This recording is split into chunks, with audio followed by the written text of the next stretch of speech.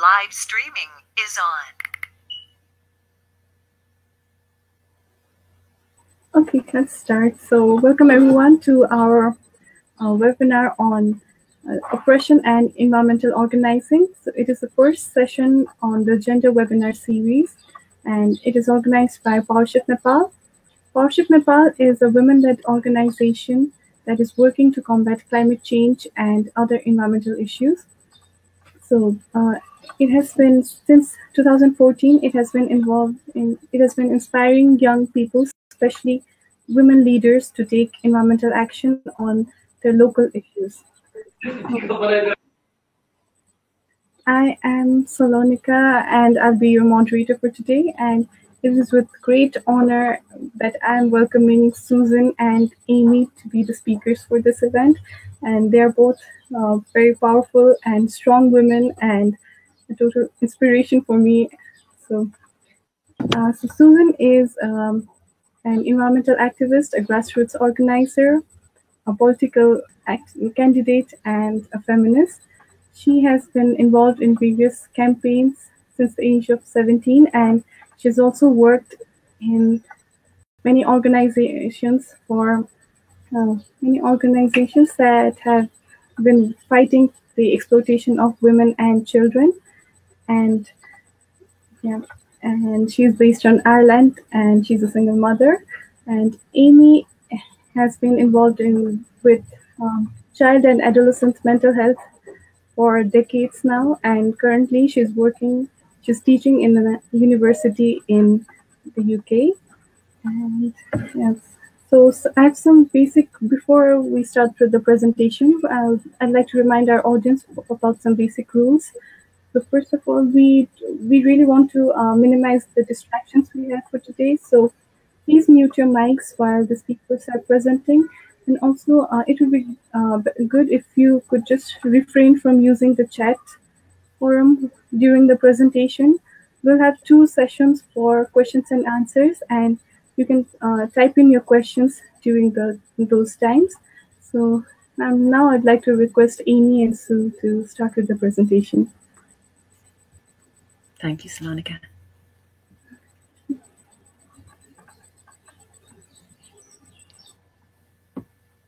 Can I just double check that you can see this? Salonika, you can see my full screen? Yes, we can. So I'm just going to introduce this picture to you because it's an unusual picture, and I've been thinking about why I wanted this picture there. It made me laugh. It made me laugh so much because my grandmother and women like her, as I was growing up, stood like this. They watched what was going on in the community, and nobody dared to disobey them. So I was brought up with very strong women, and my grandma's been dead for a long time. So when I saw this picture, it just made me laugh. So yeah, by way of introduction.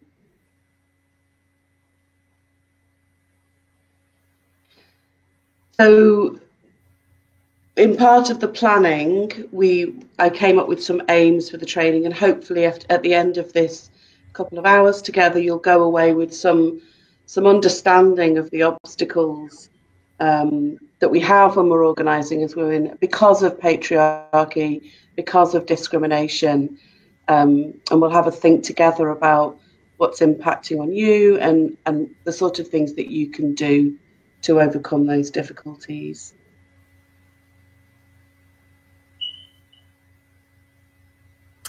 Hi everybody, and thank you so much for having us.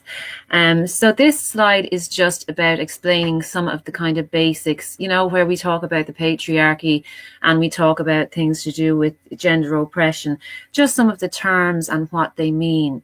So what is the patriarchy?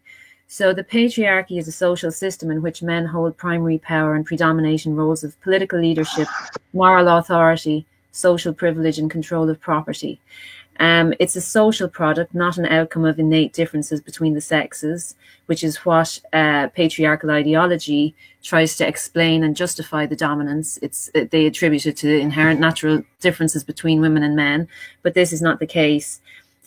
its gender roles in society affect the power differentials between men and women. It's not innate differences between the sexes. So, I mean, for most women on this planet are living in a patriarchal society. They're impacted in different ways, obviously, depending on where on the globe they are. But it's something that it's crucial for women to have an understanding of, the power imbalances, how they play out, and how we can support each other trying to organize and work within those systems. So I don't know, Amy, have you anything to add to that slide? I have a comment on the second slide, on the next slide, linked to this. Mm-hmm. So to echo what Sue said, patriarchy and the differences, the discrimination, the oppression, the inequality isn't because we're biologically different. It's because society's constructed those differences. And it happened over hundreds and hundreds of years. And in Europe, 500 or 600 years ago, the church persecuted women, called them witches, hung them, burned them, killed them in their beds. And it was a scare tactic used because they were frightened of female power. And if you had a woman who could deliver a baby safely and the mother and baby didn't die, a woman would be called a witch. If she could make a herbal tea to ease a digestive problem, she was called a witch. So from something as basic as delivering a baby to making a herbal tea, a woman could be called a witch. And especially if they had some sort of influence in their community, they would be earmarked for death, really. And that, living with that for centuries, generated untold amounts of fear, oppression. Women conformed, what they said, what they wore, how they educated their children. They had to conform to be safe. And those subtle differences and impacts on how women are, the legacy is with us today. The legacy in our communities still stands. So I just wanted to talk a little bit about our ancestry in Europe and how it's still impacting on us in today's times.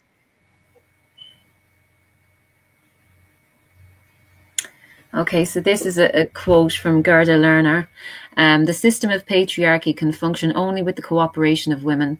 This cooperation is secured by a variety of means: gender indoctrination, educational deprivation, the denial of women of knowledge of their history, the dividing of women one from another by defining respectability and deviance according to women's sexual activities, by restraints and outright coercion, by discrimination in access to economic resources and political power, and by awarding class privileges to conforming women.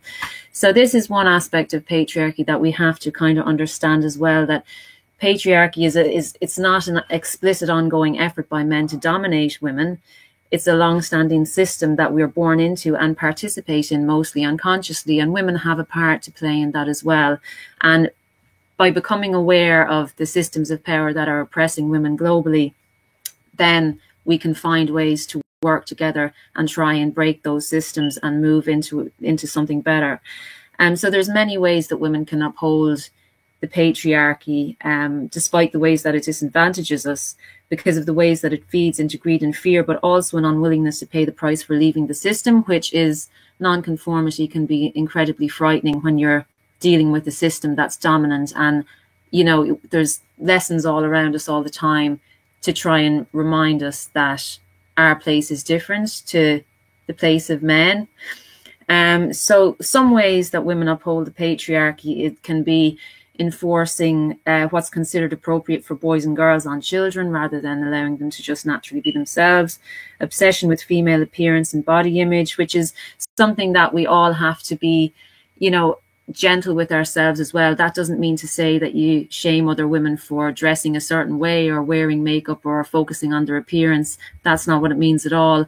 It means that if we do you know, maybe do those things, that we're aware of why we feel the pressure to do it, and we are aware of the fact that other people, or that other women, have this immense pressure from society from the time they're very, very small to conform to beauty standards. And it's the understanding of those and trying to break through that mold, and understand who it benefits and who it doesn't benefit, which is obviously women. Shaming men or boys for showing emotional kind of vulnerability, participating in policing female sexuality, that's like, you know, slut shaming, or taking, you know, kind of judgment on women for their own sex life, or having that very patriarchal idea of how women should behave, and that it's okay to kind of denigrate them for their own personal choices. Also kind of a defense of the nuclear family, or a hostility towards anything that doesn't fit the nuclear family mold. And basically, you know, I think the main thing about feminism and working and organizing as a feminist comes down to a gentleness and an awareness of other women, and an awareness of what is stacked against us, the causes of our oppression, and trying to build solidarity with each other to work through them. There was a woman called Amy Parish from the University of California in Los Angeles, and she studied bonobo societies, which are patrilocal, but they're female dominated. And when she went through her studies, and the females like us are, you know, way about 15% less than the males, but they have the upper hand in the society. And the reason is because they form alliances and they work together. And by doing this, they actually have, you know, they have the upper hand working with the males who are much bigger and stronger than they are. So as Amy Bonobo, or as Amy Parish put it, the goal is to behave with unrelated females as if they are your sisters. And that's how they managed to create a society where, despite the physical differences, they were actually able to kind of control and maintain themselves and be safer and have a better communities by treating each other as sisters, even though they were unrelated.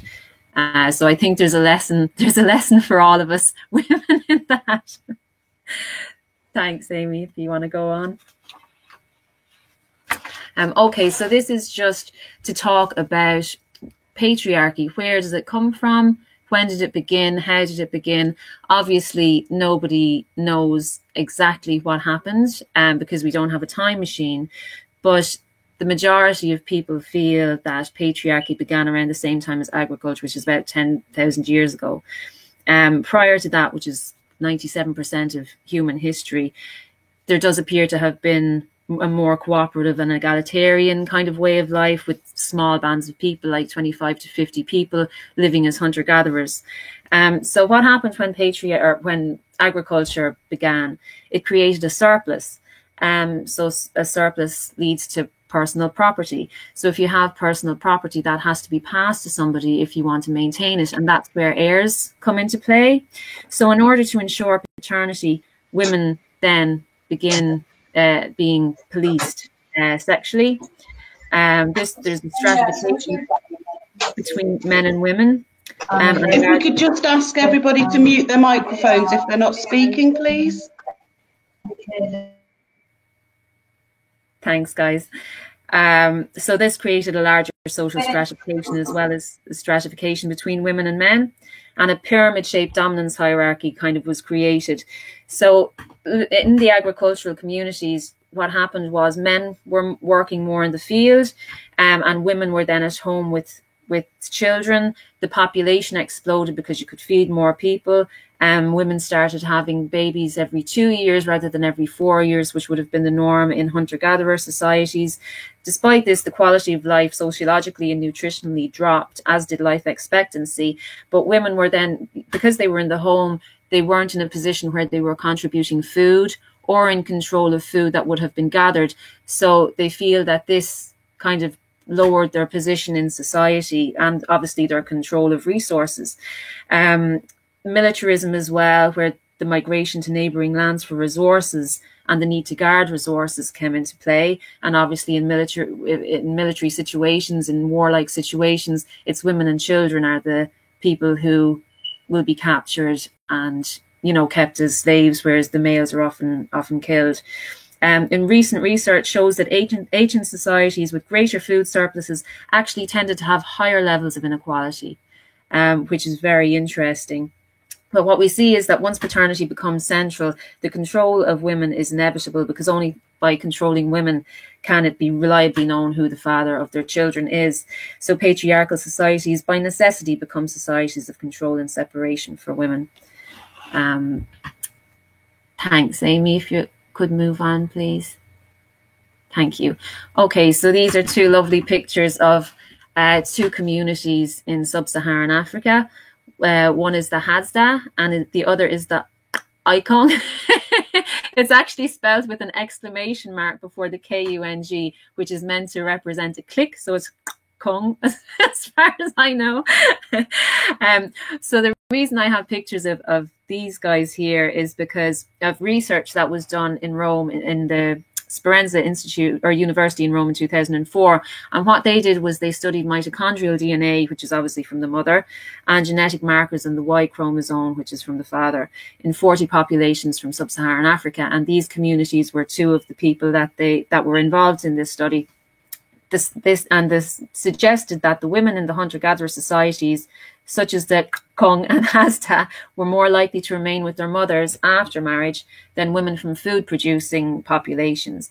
And it was the reverse for men. So according to this study, it does suggest that there is a connection between agriculture and patriarchal societies, that there's a correlation there. So that is one study that seems to, you know, align with the idea that that's how agriculture began, or patriarchy began. Okay, so this is just a great slide that I love. It used to be my profile picture on social media. being a single mother at home trying to do lots of other stuff. So our society lives on women's unpaid labor, and here are just some shocking statistics about how time isn't money. And this is for women in Australia versus men in Australia. So as you can see, unpaid work, 311 minutes, unpaid work for men, 172 minutes, routine housework, 168 minutes, for men, 93. And this is obviously in Australia, which is, you know, travel related to household activities, 36 to 25. So you can see there, also in America, women earned a minimum wage for, this is from an article from 2020, a minimum wage for the unpaid work they do at home and caring for relatives. They would have made $1.5 trillion last year. Globally, women would have earned 10.9 trillion. So this was from the New York Times on March 5th, 2020, obviously talking about 2019. So that's 10.9 trillion in unpaid labor globally. And I mean, to me, that seems a fairly limited estimate, considering globally the level of unpaid work that women do. So women perform 75% of unpaid work globally. That's 606 million women of working age perform unpaid care work on a full-time basis, compared with just 41 million men. And again, not only is this essential for caring for families, for communities to operate, also for the economy, you know, where, I mean, we know the governments in most places don't really seem to care much about communities or families all that much. But in terms of the economy, they definitely care about that. And they don't even allow it to register with economically how vital women are in upholding society and upholding our way of life, because of just, you know, the level of unpaid work that we do. Thanks, Amy.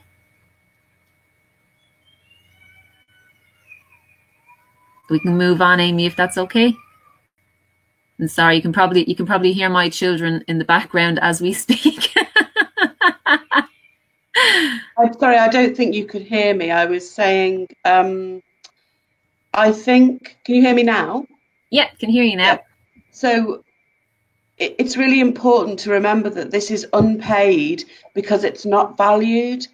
And in communities and cultures, societies where there's a huge difference between the social expectations of men versus women, then the unpaid labour is an expectation, even forced, rather than something that's thanked and valued. So where it's an expectation, we see more slavery, more forced labour in lots of different ways. We'll come on to that in a minute, but I just want to make the point even stronger that this is Australia, which looks to me, it's still shocking, but it looks reasonably fair if you think about the gender binary of what men and women are supposed to do.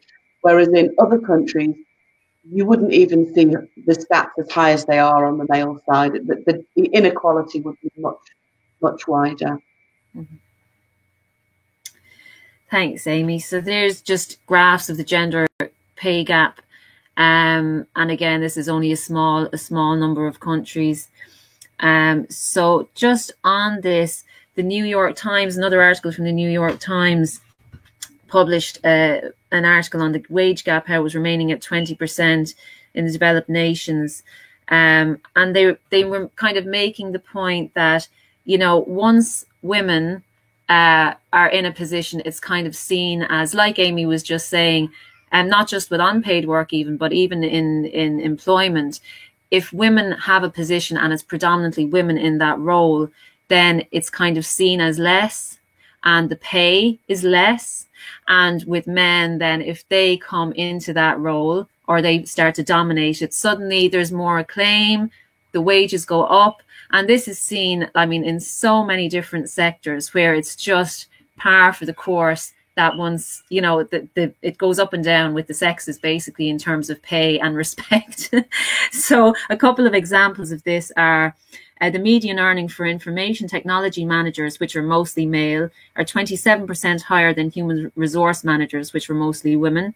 Janitors, again, usually male, 22% more than house cleaners, who are normally women. And as women, as I was saying, take on jobs in areas that are previously dominated by men, the payment drops. So there was women working in parks or leading camps.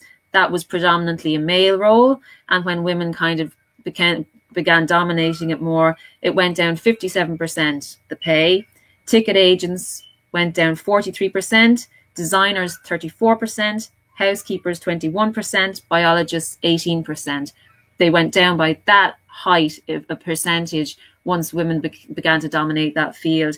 And the opposite for men, like in previously female dominated fields such as computer programmers, which was kind of seen as, you know, pretty banal work, higher pay and prestige once males outnumbered females. So you can see it carrying across all the different sectors, that this is just what happens. It gets bumped up as men join, and as women join, it gets bumped down, you know. So it's very interesting. And again, like Amy was pointing out, in, you know, these are kind of in countries where it's far easier for women than in other parts of the world. So it's, you know, it's only given the best side of the kind of pay gap and the level of inequality that's apparent in the world.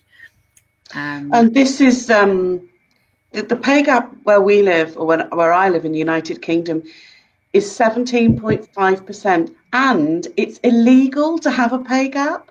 So in countries where there isn't any law around it, it's way, way higher. Yeah, absolutely. Okay. Thanks, Lynn. So this is one of my favourite quotes by Audre Lorde. She says, "When I dare to be powerful, to use my strength in the service of my vision, then it becomes less and less important whether I'm afraid."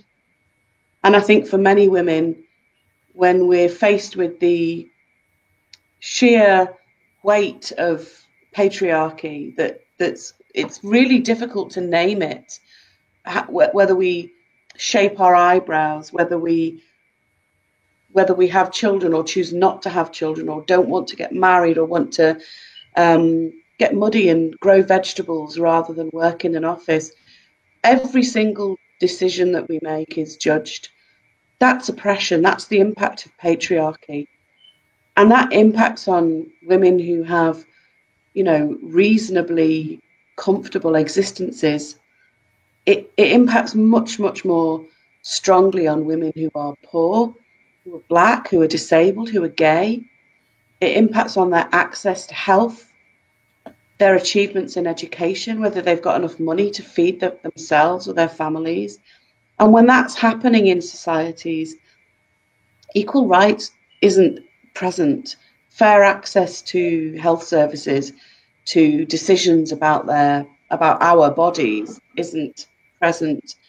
So when we look at all of those, all the information that Sue's just outlined and framed beautifully, we can see that there's a difference in the way that men and women live. It reduces our freedom to be who we want to be, to live how we want to be. And because of the inherent male entitlement to women's bodies, whether that's within a relationship or not, whether that's a woman being trafficked for their labour or into sexual servitude, it impacts on all of our safety. All women will have thought at one point or another, are they safe? Can they walk down that street in the dark? Can they go to that place without another woman with them for company? It's all on our minds. Or rephrasing, it's on all of our minds. And that's because of gender-based violence. The majority, I think the stat is something like 97% of all violence, and that's towards women, children, and men, is perpetrated by men. So yes, some men do get hurt, but the vast majority of human beings experiencing violence, they are women. In the UK alone, we have about 85% of women, 85,000 women who are raped every year. And there are only around 2,000 to 5,000 prosecutions. And that is because of the inherent inequality in our society. It seeps into the court systems where women aren't valued, where women are blamed for what they've worn or how they've behaved. And it's really evident in our justice system.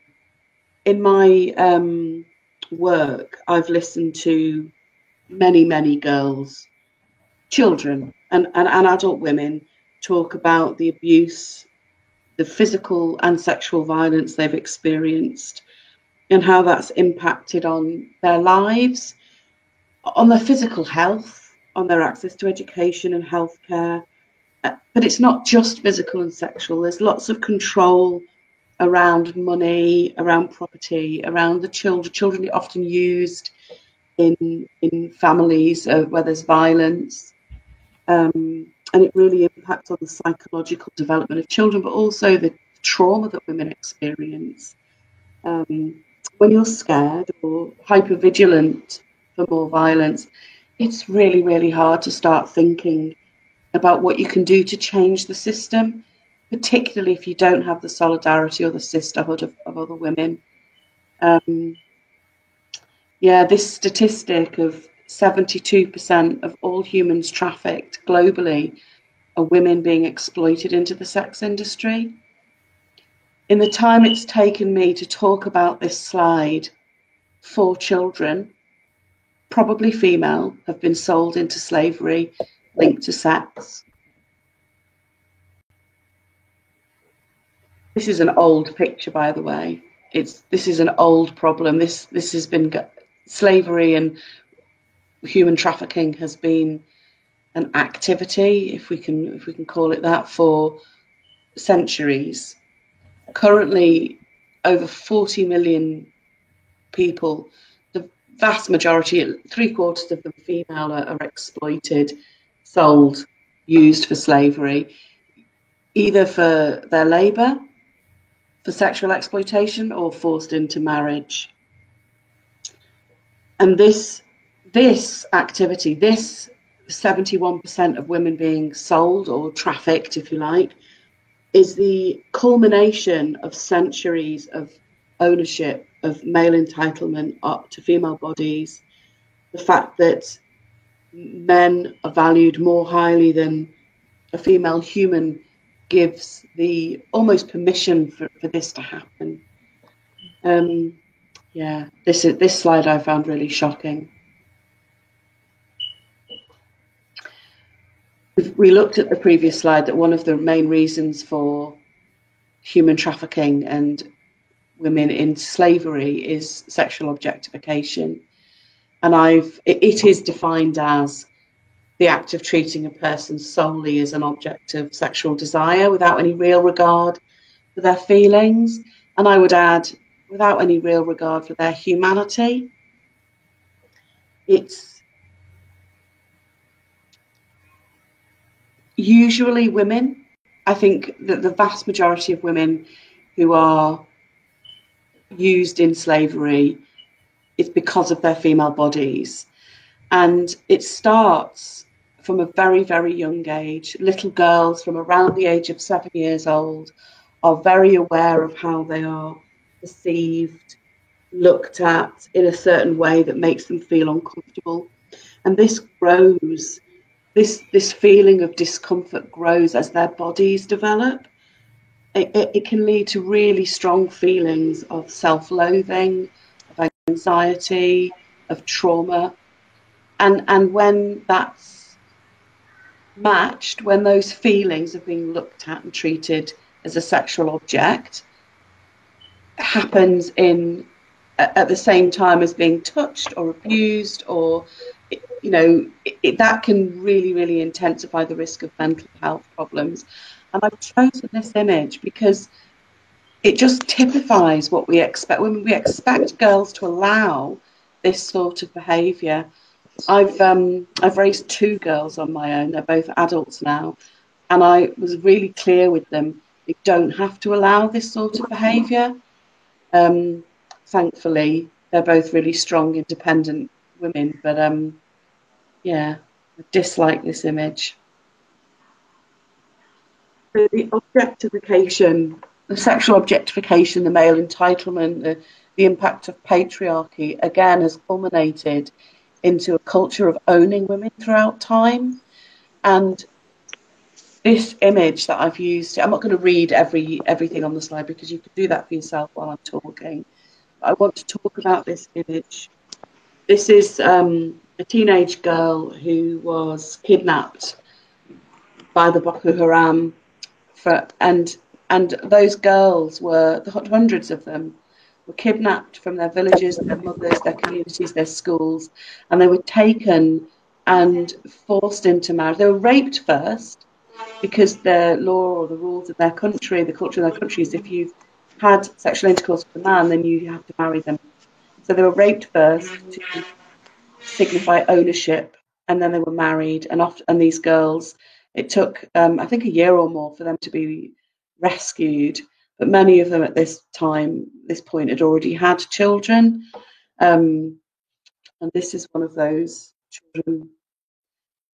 I want to talk a little bit about what happens in the UK with exploitation. There's a big divide in feminism about whether women have the right to work in the sex industry. And I want to make it absolutely clear that the vast majority of women who work in the sex industry, that's pornography or any lap dancing, any sort of industry really where women are used for their bodies or for other people to look at or use their bodies. When you're groomed into that sort of behaviour, it has a huge impact on your developing personality, and it can sometimes make you behave as if you need to survive. You go into survival mode, and it becomes normalised, so that when you're behaving in that way, when you're working in the sex industry, it's just another job. But these women have been hurt, they've been abused, they've been groomed as children into believing that. And the women who are in the sex industry being used for pornography are often hurt. Sometimes they have to have numbing injections to be able to tolerate what's happening to them on and off camera. It's a horrific industry. It needs to be shut down globally.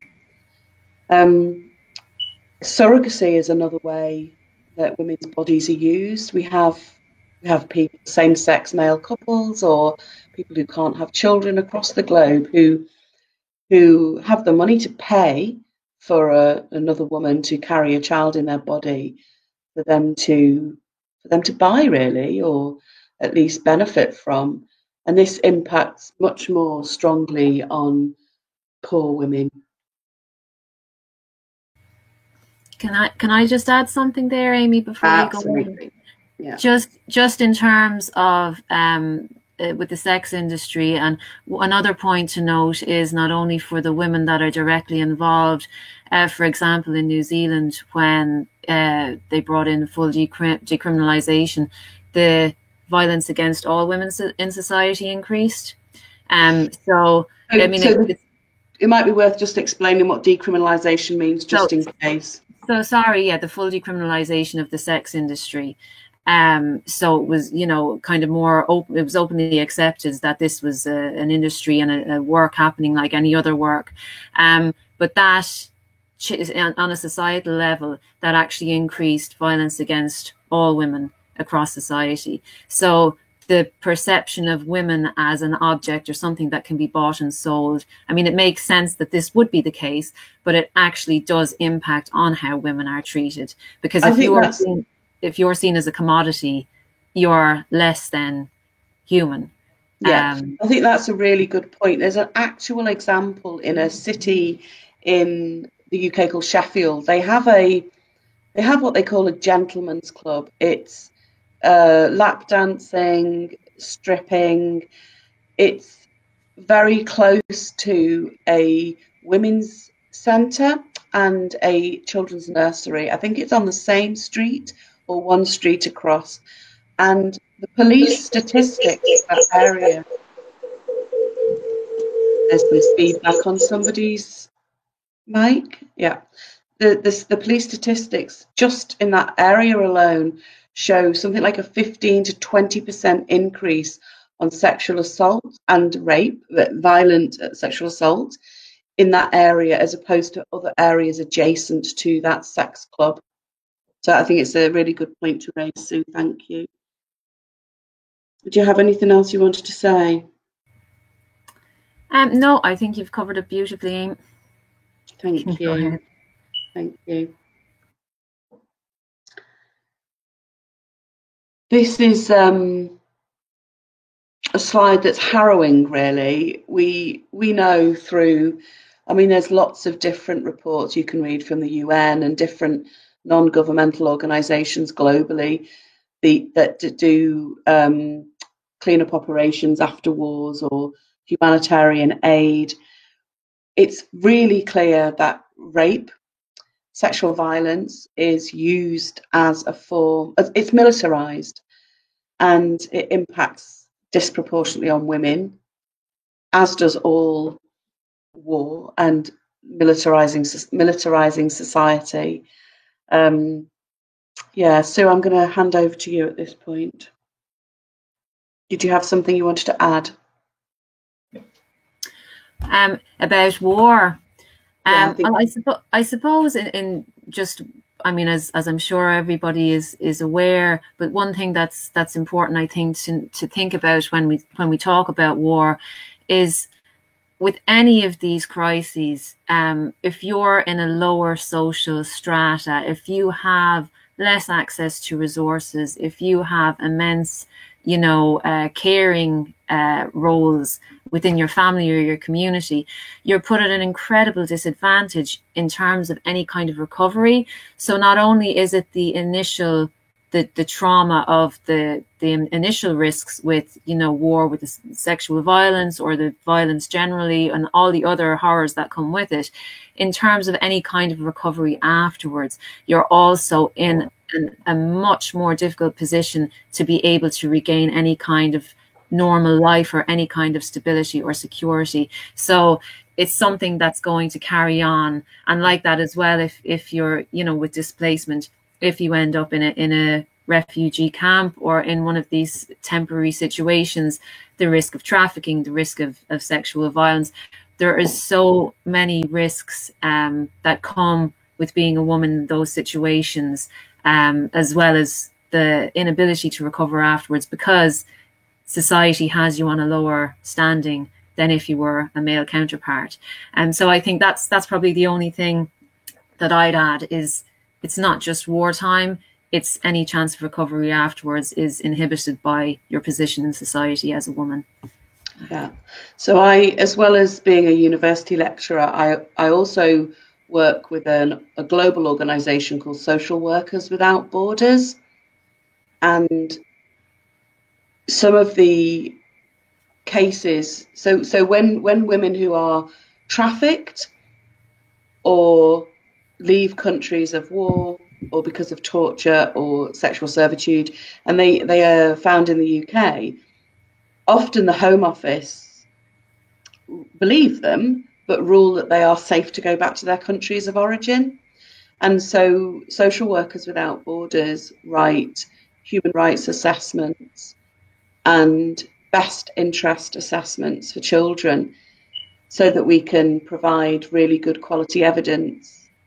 And the stories, the life stories and experiences that we hear echo exactly what Sue has said. Women trafficked through multiple countries and used for their bodies in one way or another. It has a devastating impact, not only on them, but on the children that are born. The amount of support in terms of mental health services, housing, can lessen the impact if they're then allowed to stay and settle in the country that they're in. But not only do they have to try and come to terms with the horrific experiences, but they also then have to start fighting the system in the country that they're in, not just the UK, but all across the world if they want to stay settled. And that's predominantly because of how those systems have been created to benefit those who are already well off, not to benefit those who are at the sharp end of the arms industry. I think it's possibly worth pointing out as well that I think the UK is the second or third largest. They get the largest profit globally, second or third, only second to America, I hasten to point out. So not only are we profiting from war, but we're also refusing to take responsibility for the women and children and the men who were hurt from it. Mm-hmm. Thank you. Okay, so just going to talk a little bit about the unequal impact of climate change. We've covered some of it already, but for women, how we are more susceptible and, what way does that play out in terms of climate breakdown? Thanks, Amy. Just the next slide, please. Okay, so I think you were going to speak to this one, Amy. Sorry. Yeah, just to point out, really, I think we've already said this when we're talking about other slides. But when you're already living in an unequal system, and disaster happens, whether it's a flood or a crop failure, and women and girls are already struggling in those societies, it's absolutely magnified when climate disaster happens. If you're already struggling to feed your family or educate your children, and then there's a flood in your community, it's going to impact on your access to food and healthcare and education even more. Thanks, Amy. So yeah, now this is just on women and climate disruption. And this is just going through some of the reasons why the global female population is more susceptible to the effects of climate disruption. So as you can see in the graph, women account for 2/3 or 774 million illiterate adults in the world. Women and children are 14 times more likely to die than men during natural disasters, and women account for 70% of those living below the poverty line. So even with these three kind of statistics, you know, with women and children, we're more likely to die during a crisis because we react differently, and because women are generally in a caring role. So there's, you know, so many different factors that need to be taken into account in terms of how we move forward with climate change and climate breakdown, because the disparity in how it affects us is so prevalent. And this slide is women and climate change in the Ganges River Basin. And this is a slide that I think we're going to take a break now, and I'd like to have your thoughts and input on whether you feel this slide is accurate, if there's things that you feel are inaccurate, or how you change it, or just your thoughts on this slide here about how will climate change affect the Ganges Basin by 2100. And as you can see, if there's 4 degrees centigrade by 2100, which hopefully there won't be, but it's just going through breaking down the different impacts on women, be it the increased workload for the production of food, managing farms, collecting resources, poorer health and safety, higher levels of sexual harassment, sacrificing diet and added stress, supporting family members. And then this part here about what policymakers should do. So yeah, I think we're due to take a break here. We're gonna have a little break, and we're gonna think about this slide. But also, if you've got any questions that have come up in the previous slides, we're going to take a few minutes to let you catch your breath and ask us any questions, and then we're going to finish the rest of the presentation. So yeah, moderator. Hi, yeah. So please think about the slides, and if you have any questions, you can either write it on the chat forum, or you can just ask to be unmuted. I think there was one person. I don't know. Okay. I think there was one person who raised their hand in the middle of the presentation, but they're not here at the moment, I guess. So.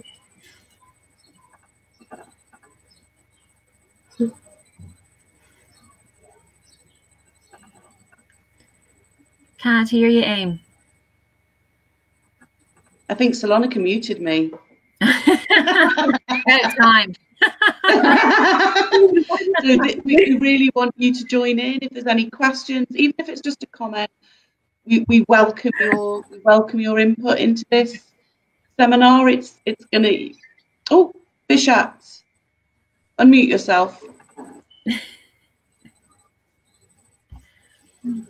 Do you need to unmute Bishat, Salonika? No. They can unmute. The audience can unmute yourself from the button, the central bottom of your screen. So just have a good look. And if any questions or security until the last package.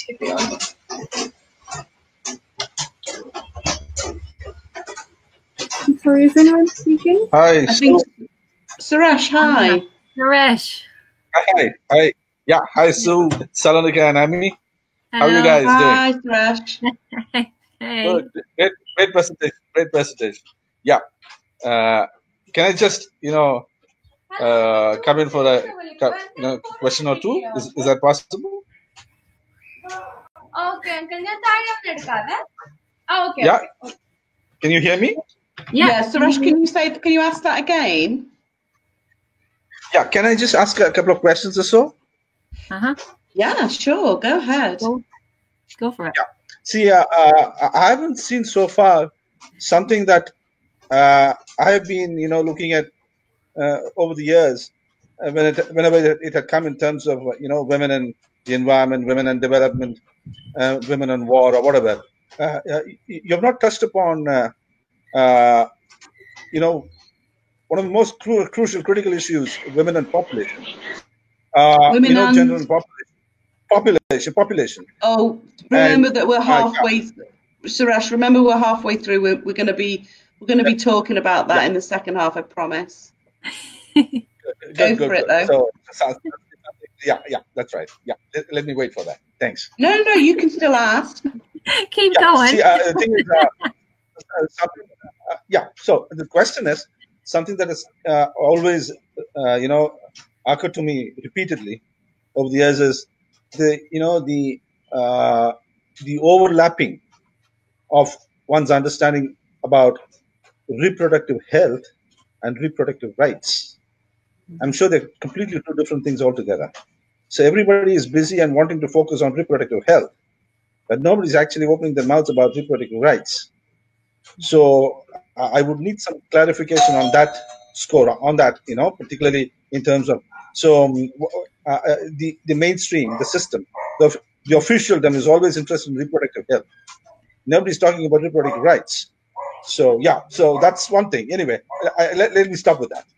Okay, so I'll just say that women have been talking about reproductive rights for decades.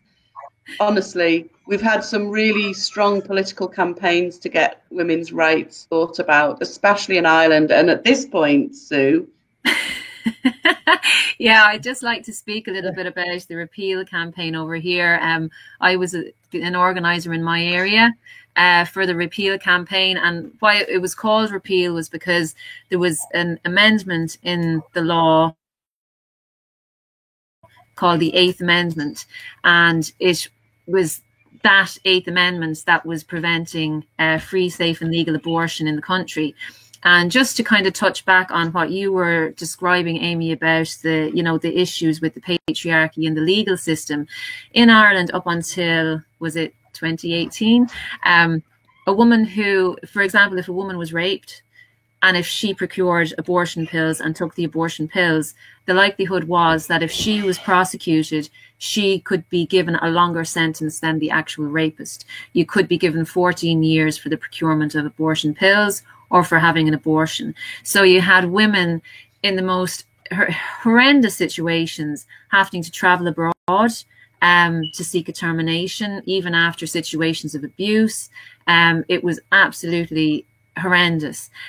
So that's in a country like Ireland, which is meant to be very progressive. We had an immensely hard battle, and it went on for years, and it was changing the groundswell of opinion amongst the public. In a country that was very Catholic, obviously abortion was a very taboo issue.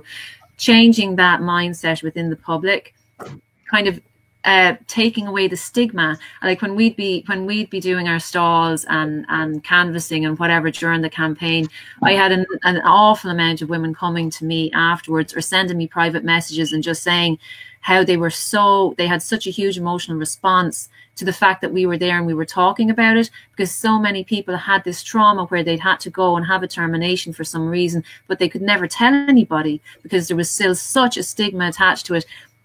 So one of the enormous things that had to be done was to remove that stigma, then bring people's stories to light. There was a booklet produced called In Her Shoes, which was just testimonies of women who had to seek abortion abroad for all different sorts of circumstances. It could have been, that the baby wasn't developing, or fatal fetal abnormality, could have been rape, abuse, it could have just been unplanned pregnancy, but bringing out their stories. And in each one, there was a photograph of the woman's shoes.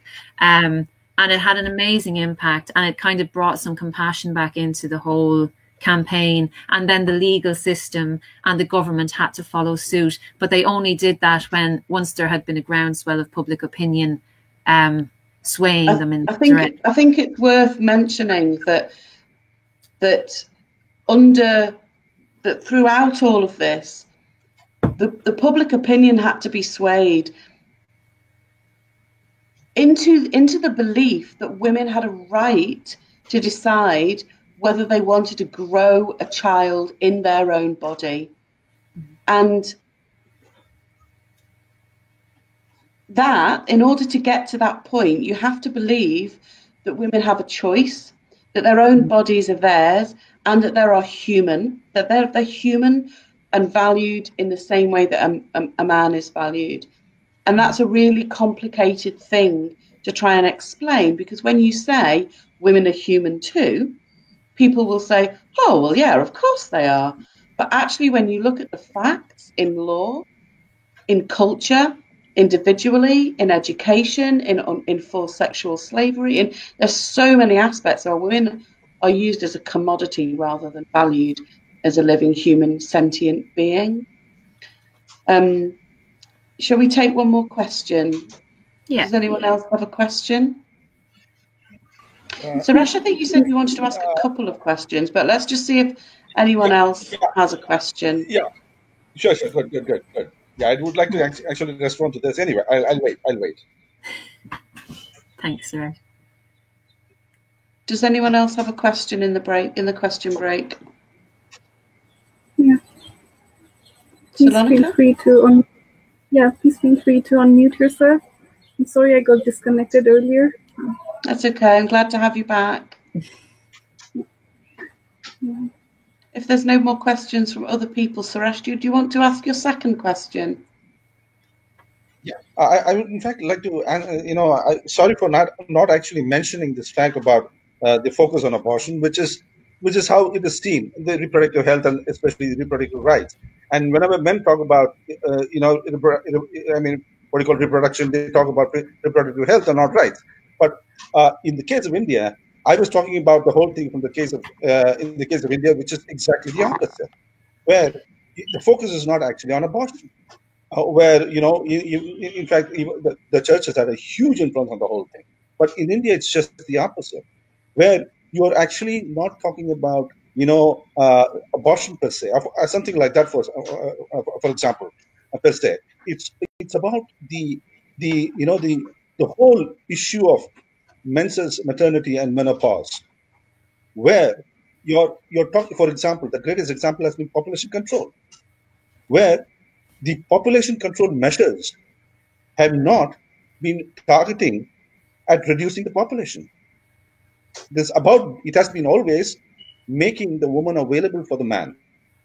Absolutely. It's been more about that. Yeah. And not about reducing the population. And so that's partly because what patriarchy does really, really effectively is it disconnects women from having any trust and intuition in themselves.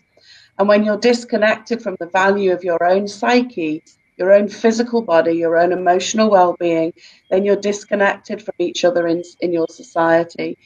And when your emotions and your intellect are devalued so much, you don't have conversations about your periods or your sexual health, or whether you don't want to have sex with somebody, or whether you don't want to get married. And India is a country with a very, very strong gender conformity.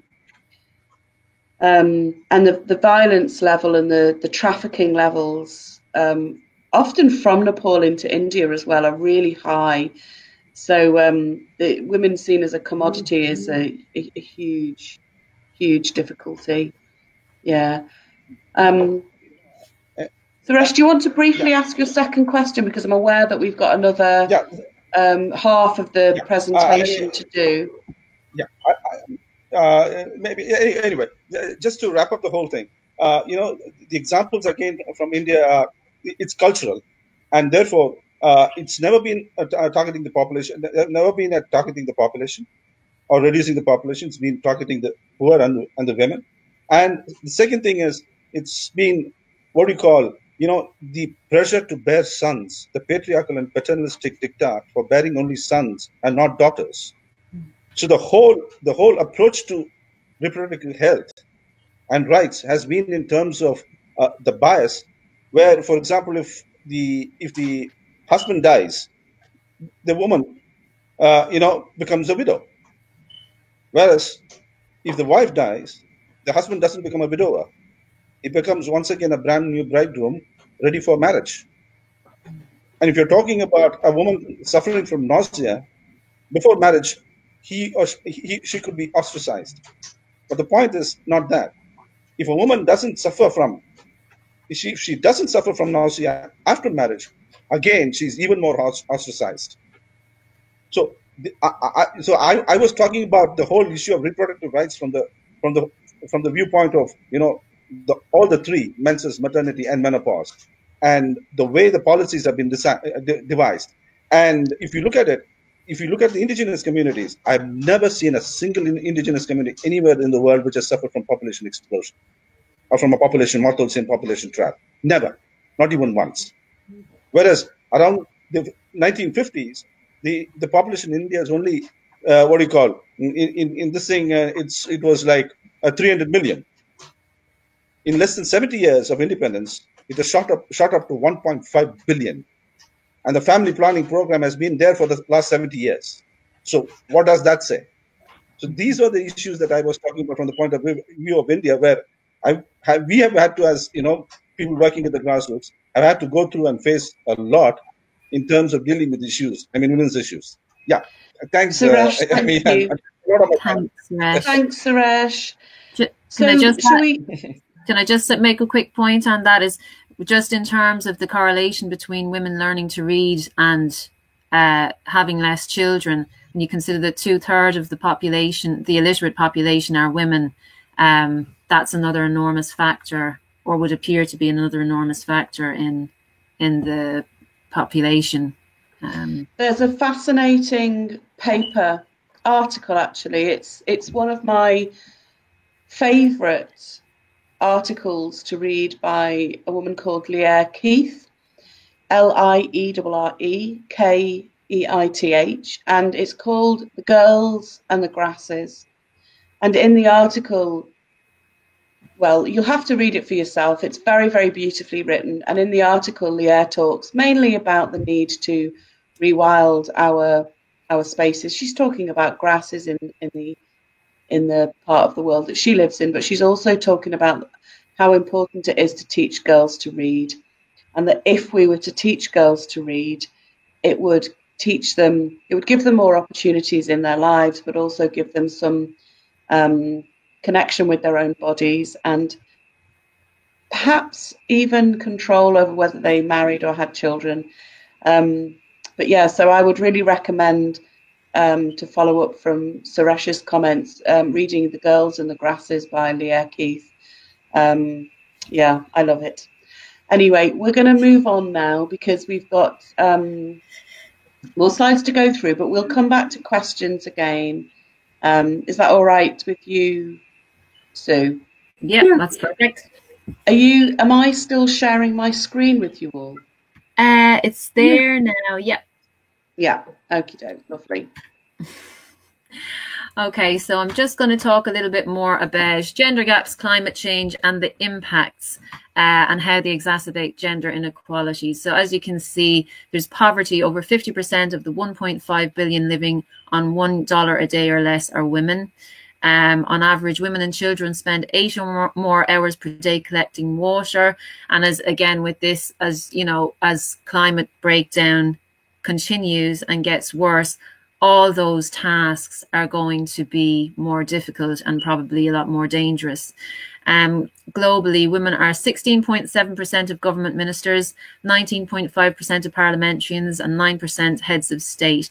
And just to add on this as well, in terms of women representing, I'm a political candidate myself, and it's very popular to have women as representatives now, but what a lot of the parties will do is they will seek out female candidates who will be absolutely patriarchal in terms of the way they approach matters. So just to say, having a representation of women is vitally important, and a diversity of women, but it's also very important to have women representing that are actually representing women's rights from a feminist perspective, with the kind of motivation to break down the barriers that are damaging to women, which is not always the case, unfortunately, with some of the women that are chosen to represent in government. Food, women produce over 60% of food in some countries. At the point I just made about literacy, 2/3 of the 774 million illiterate adults worldwide are women, and women own just 2% of the world's land, and that's from UN Women. I mean, that is just so shocking. 2% of the world, and this comes back to when we're talking about disaster, when we're talking about forced migration, when we're talking about recovery from climate breakdown, from war, from any of these horrendous situations, when you have no resources, you're on such an unstable footing to ever try and climb back up to some semblance of a life. So everything is stacked against women across the globe. There's issues, but obviously in some areas of the world there's going to be far higher amounts stacked against women trying to manage and trying to deal with these situations. In terms of climate change impacts, crop failure, food shortages, water scarcity, natural disaster, disease, displacement and conflict. And again, because women generally are in a caring role in society, you know, it's obviously very different if you're trying to fend for yourself, which would be, you know, for more males, that would be the case. But if those that are in caring roles, obviously, whatever you have, if you have a shortage of food, if you have a shortage of water, you're going to try and fend for everybody else as well as yourself. So it's a far harder task to try and accomplish. And some of the just impacts in terms of exacerbating gender inequalities, women experience increased agricultural work and overall household food production burden. Many women in developing countries can spend between 2 to 9 hours a day collecting fuel and fodder and performing cooking chores. And as we saw with the horrendous cases in Sudan of the women who would have to go collecting firewood so that they could keep their kids warm or keep themselves warm at night, you know, the risk of rape and absolutely horrendous torture, you know, they were incredibly prevalent, but yet the women had no choice because they needed firewood. So they'd still have to leave and go find it and risk the most horrendous fate just to get fire to keep their children warm. Women have a higher incidence of mortality in natural disaster and suffer an increased threat of sexual violence. As caregivers, women often experience increased burden for caring for young and sick and elderly, as well as access to healthcare facilities, and forced migration could exacerbate women's vulnerability. All these things that we've kind of touched on already, but it just kind of brings it home again, all these different strata that women have to kind of move through to survive and recover in an increasingly temperamental situation, which, as we know, climate change is.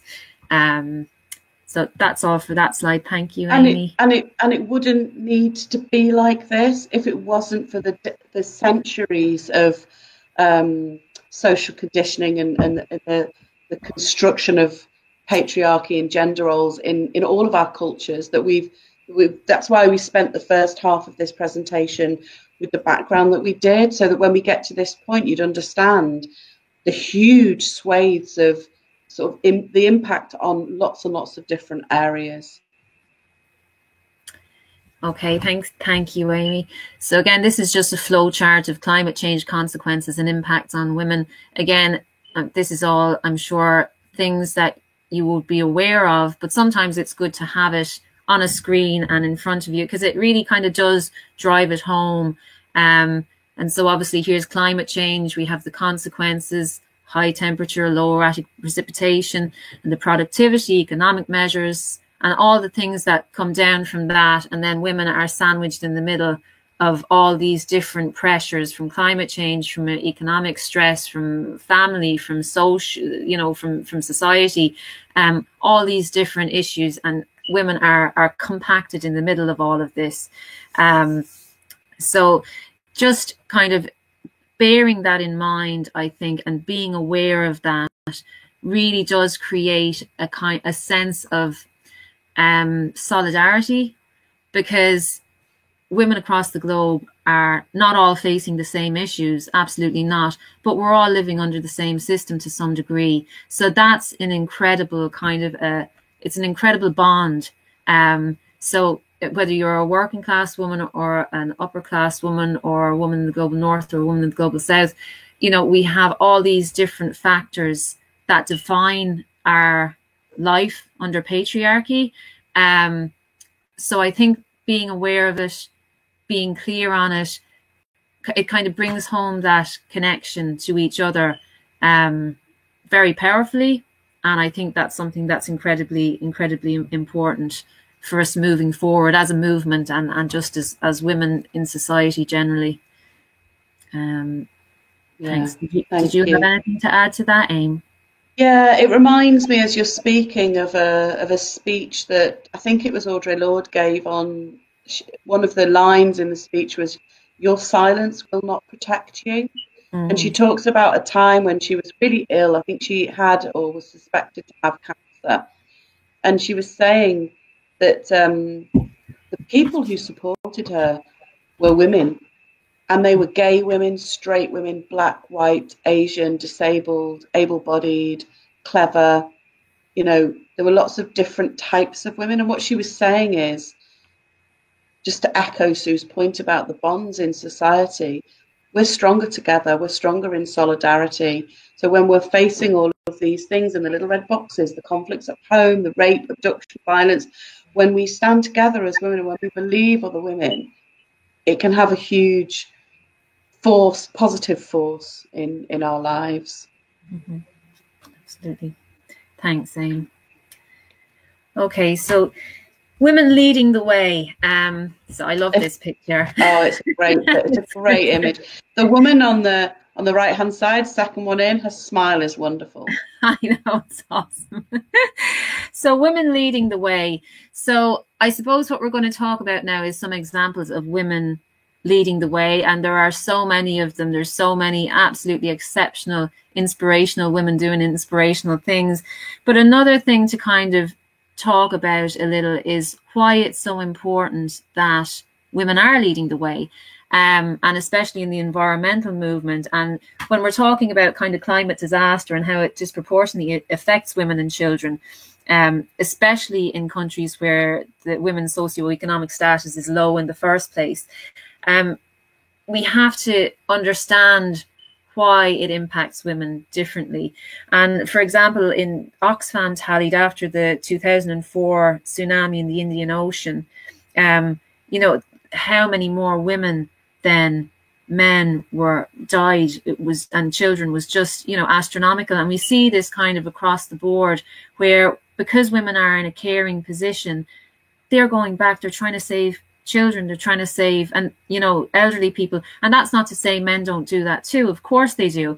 But when women are the ones who are the primary carers, they're going to naturally be the ones in the position where they automatically have to do it when the crisis hits or whenever it happens. So that puts you at an enormous level of risk. So in India, Indonesia and Sri Lanka, 60 to 80% of those killed were women. I mean, that is just so shocking. And whether we understand that it was because they were trying to rescue somebody, because they were at home, because whatever reason, we have to understand that something has to be done about that. And nobody can understand it better than women themselves. So that's why, or that's one of the reasons why women absolutely have to play key roles in decision making, in planning, in understanding how we deal with climate change moving forward and how we deal with climate disaster moving forward, because nobody is going to understand how to help women more than women themselves. And as we can say, I mean, 60 to 80% of deaths being women. I mean, it's unfathomable how there can be that much of a disparity. So yeah, in terms of women leading the way, that's one aspect that is incredibly important, why women are forefront. Just a few examples of, again, in the Tajikistan earthquakes or landslides in 2009, there was one woman who was a local community organizer. She'd spent years alerting people to the dangers of kind of living under the unstable terrain. And when the hillside finally gave way, all of the households were evacuated safely and no one died because of the incentive of this woman who knew the issues in her area. She knew the dangers. She took it on herself. She went around, she kind of educated people, and then there was a plan in place so that everybody could get out. But that was her taking the initiative, her understanding of her community, her knowing the risks. And her heroism kind of reminds us that women need to be included in disaster planning and recovery, because our perspective on issues is different. And again, that's not to denigrate work and bravery done by men whatsoever, but crises do affect women differently. So their approach needs to be absolutely forefront, and seeing as the death toll for women is higher, women's approach and understanding of it needs to be absolutely central. Can I just pop in there for a sec? Yeah, sure.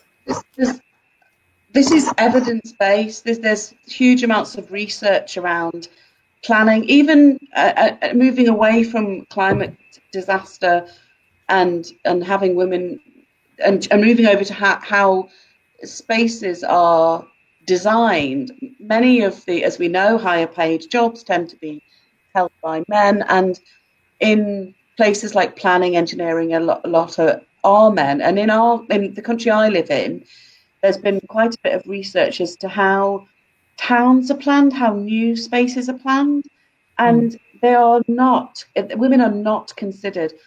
So simple things like, how wide is the doorway? Can you fit a pushchair through that doorway?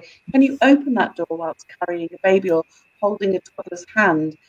Is there a toilet available for women who've pushed 5 babies out of their bodies and need the toilet more urgently than men? No. Usually the men's toilets are closest to the public area, and women have to walk much, much further to get to the toilets they need to use. So in many, many, many very small ways, women are not considered when the planning of shared spaces, or when the planning of, like Sue was saying, natural disaster occurs. And this isn't just something that we're picking out of the sky. This is evidence-based, and this is the impact of patriarchy. Thanks, Sue. Thanks, Amy. Yeah, that's a really, really good point. And also, even in terms of, remember, there was the same reports about in terms of designing cars, in terms of the features in cars, where some of them were actually dangerous to a woman because they were only designed with men in mind. And the same with some medical equipment, where again, it was designed for men and could be detrimental to women, but they just weren't factored in. And, you know, in something that could really cause them damage or really impact their safety, they just weren't factored in because that's the system we're living in. And it's done intentionally. No one thought we're actually going to exclude the women. We just didn't come into play because we're just not considered. We're not even actively considered. We're just not thought about. If you want to read more about the design of vehicles, a woman called Caroline Criado Perez wrote a book. Can't remember the title off the top of my head, but she talks about the impact of designing cars to suit men means their safety in crashes is deteriorated. So women are something like 3 times more likely to die or be seriously maimed in a car accident than men because of how cars are designed.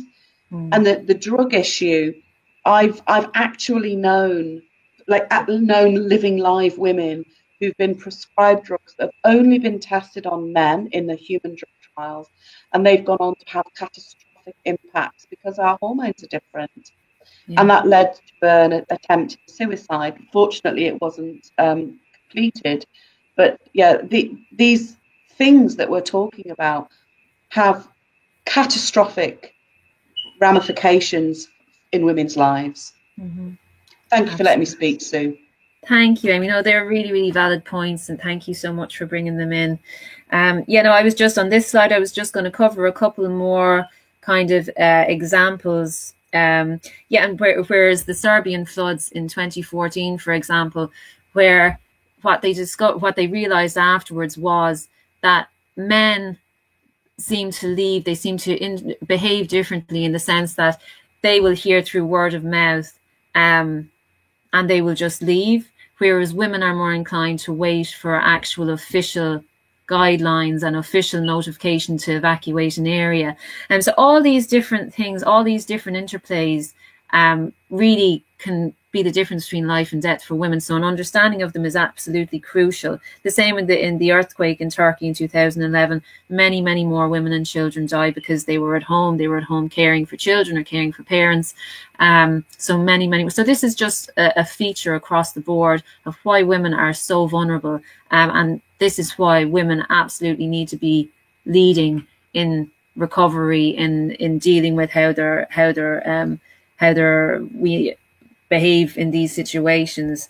There was a case of yeah, in Serbia, a group, a search and rescue group, and I think fire people working in the fire crew, but they started taking on women because they realized that women in their own area have a far better knowledge of where elderly people live, where there's young children.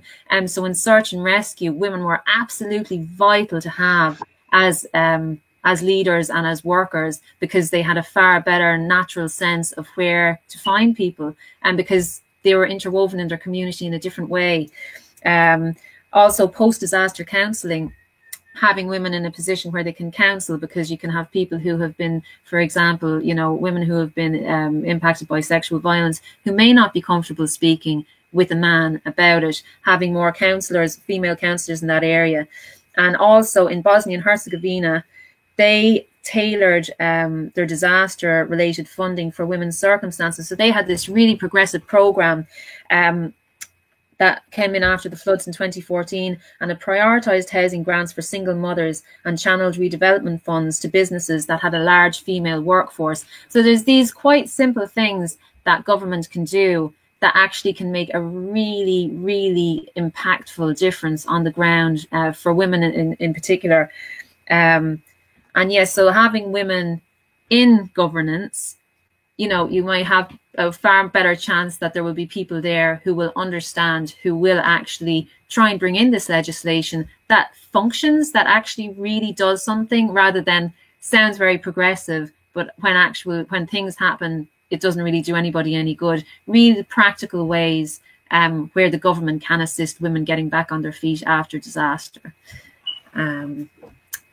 Thanks, Amy. That's all for that slide. Okay, so here in terms of some examples, this is the women of Rojava, and these women. I think Sue. Sorry to interject. I think you might have to explain your love of these women and your 5-year-old obsession with one of them. Yeah. I've always had great respect for the Kurdish fighters anyway, but the project in Rojava I just found so inspiring. I'll maybe tell you a bit about it, and then I'll explain what maybe my daughter's fascination with them. So after 1 year after the Syrian civil war began, Rojava declared its autonomy from the Assad regime and other organizations active in the war. The Rojava Women's Movement was founded in 2005 under the fierce oppression of Assad's Baath regime. Women in the towns and villages across northern Syria began coming together and organizing themselves, creating a strong basis for the Confederated Women's Movement. Democratic revolution in Rojava began in July 2012. The women's movement ensured women's liberation remained a central point of the revolution, and the Congress Star organizes women in education, culture and the arts, economics, self-defense, social affairs, justice, politics, local governments, ecology, media and international relations. And yet these women are just badass. I mean, they, you know, trained up, fighting against ISIS, fighting against all these absolutely, you know, horrific forces, while also building a new society that breaks with patriarchal tradition. I mean, what they accomplished is just mind-blowing. And it's worth saying that the society, the culture that they were creating included men who valued them. You know, this because this photograph is a group of women, but it's really important to say it was a multi-generational mixed sex community. Oh, thanks, yeah, absolutely. Yeah, they did. I think there's 3 different functioning kind of communes that cover different things, but yeah, there's absolutely men involved in that, but they've really rebalanced that dynamic, and they are incredibly courageous and incredibly brave. I organize a Women's Day event over here to kind of I think, what was the theme? Solidarity with female earth defenders, and we did up posters of all these different amazing women, and one of the posters now hangs in my bedroom and it's of Rojava woman with her gun on her back, and she's out in the field because they are, I mean, ecology is a huge part of their movement. But one of my twins who's 5 is obsessed with this woman. So I hope someday I can find out who she actually is, because she's like Heidi's poster girl in our bedroom every day. She absolutely adores her. So that's the little anecdote you were referring to. I love that story. Thank you. Yeah, good role models. Oh, thanks. So here's the Ghanaian Women's Cooperative and the Kapila Valley Women's Cooperative, who I'm sure you're probably all familiar with, as they're in Nepal. So with the Ghanaian Women's Cooperative, these are local women who make toddler clothing, home accessories, and school uniforms and such. So they sell items, but they also ask for donations so that they can try and clothe children in the area whose parents can't afford clothing. So they're in a number of places across Africa, and again doing incredible work. In Kopila, I'm sorry now, I'm probably pronouncing that dreadfully. Again, these women are working together to support issues close to their hearts, supporting business entrepreneurship of women and women's health, making reusable maxi kits, and highlighting the practice of chapati. Again, I'm so sorry if I'm pronouncing that terribly. I'm sure I am. The Irish accent isn't the best for pronunciation, but basically the practice of women being banished outside during their period. So just doing really, really amazing work and building community and in the cooperative work or business. So yeah, that's just those two pictures. Thanks. Yeah, thank you. I wanted to give a little bit of information around research that's happened there's a man, he's a very old man now, he's in his 80s, but about 20 years ago when I first met him, he was part of a couple of charities. So he would spend a lot of time completing applications for funding for a charity. So we'd get a business plan together, and as a white middle class man, he had a lot of knowledge, a lot of time, and he would create huge amounts of funding, and he would look for opportunities in places like India and the Cameroon to fund. And when I was a younger woman, he used to tell me that when women are in control of finances, their communities flourish. And I didn't really understand, and I started listening as a woman very, very carefully to what this sort of older man was saying. And he described a project in the Cameroon where women set up mango plantations. So they were given money to plant trees, to sell mangoes, and in their communities, the level of violence went down. The level of substance misuse among the men went down. And when I say violence, by the way, I'm talking about all levels of violence that we've explained earlier on in the presentation. And the health, access to healthcare, the well-being of families, women, children, all went up. And it was because women were valued, and because in part they had control of the finances, and they were creating a business. They were feeding whole villages from these trees. And eventually the charity no longer needed to fund or help function. They were set up to be independent. It was a really successful project. And there was another project that I'm aware of where value was given to what women were doing in their communities. They were supported in setting up, I can't remember the name now, some sort of union banks. So it was like a local finance where all the women would contribute a few rupees or whatever every week or every month, and that would mean they had a strong bank of finances, and only women were involved in this. So if they were making textiles or planting and growing, women were supporting all the other women in their community.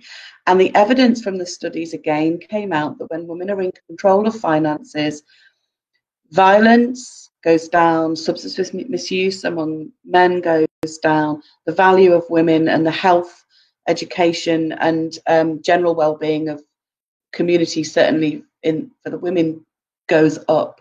So these are two projects that I've been close to emotionally and I've supported financially over the years.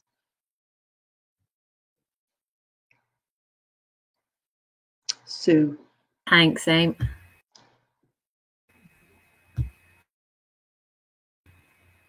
Sorry, just trying to unmute myself.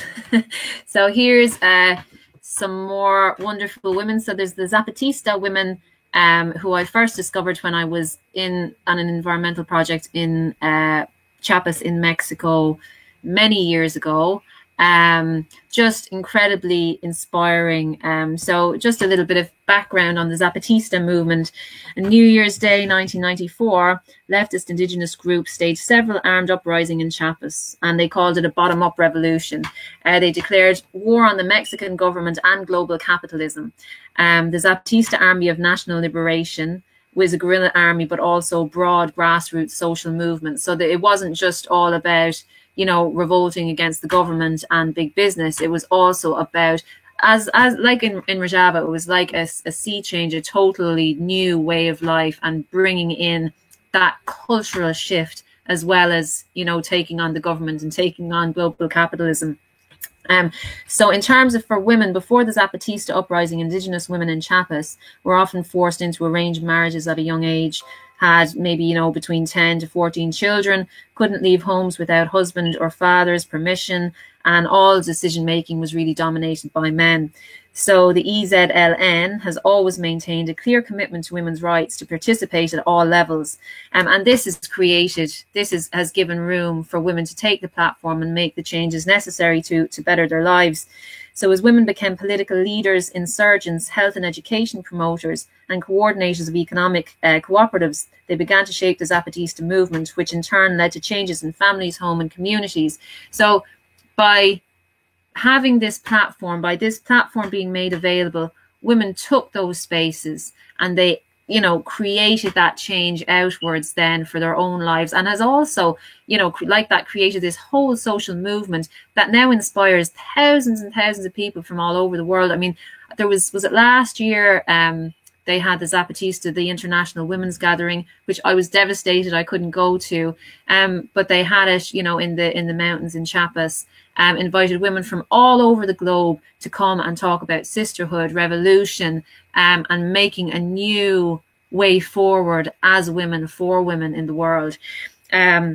So since 1993, when the EZLN passed women's revolutionary law, it just laid out some basic rights which were not available whatsoever. So since then, there's the right to public and political participation, freedom from violence, to be able to choose your own romantic partner, to decide how many children to have, and also the right to education and healthcare. They also banned alcohol, which was the first thing I learned about when I got to Chiapas. And people were all out in the streets. We were staying out in a very remote area, but the closest kind of small town called El Desengaño, I remember getting there, and, you know, we got there at night and people were just standing out on the streets. Nobody was drinking. Everybody was just sitting out listening to music and chatting and whatever. No alcohol, whatever, in the state. And that was due to the Zapatista uprising, where the women had just had enough. They'd had enough of the violence. They'd had enough with the money being, you know, spent on alcohol when they needed it for other things. So alcohol was banned. And from being there, now I'm sure people still manage to get alcohol in and drink it, you know, on the sly, but being in those communal spaces and being on the streets, there was such an amazing atmosphere, and a really steady sense of kind of, you know, peace, and it was really, really amazing experience. But again, so much consciousness raising and political education, educating the women, giving them the space to actually move forward and lead, and then all the amazing things that come from that. You know, women having the right to say this is what we need, and giving the power and the tools to do that is incredibly important. And then on the right we have the Gulabi Gang, who I'm sure you're probably all aware of. But for anyone who isn't, the Gulabi Gang are a vigilante group formed in response to widespread domestic abuse and other violence against women. So it started off with around 18 to 60 women, and it's been spreading since 2010. And they're active both on the street and in local politics. And they fight for the right of women regardless of caste. You know, this is women fighting for women. And again, as we kind of mentioned earlier, it's that sense of women having a camaraderie and a solidarity with other women, despite their race, despite their class, despite their social standing, despite anything. It's having that will to come together and protect each other as women, as a class, and understanding women as a class as oppression and coming together to fight against that. So yeah, they're just some more amazing women. Thank you, Sue. Thanks, Amy. Thank you. Yeah, so we've given you all of those examples just to sort of paint the scene, really, so that you know it is possible, and to absolutely make it concrete clear that a woman's place is in the environmental movement. There are many global examples of how important those can be, not least the campaign that Sue was involved in to repeal Article 8.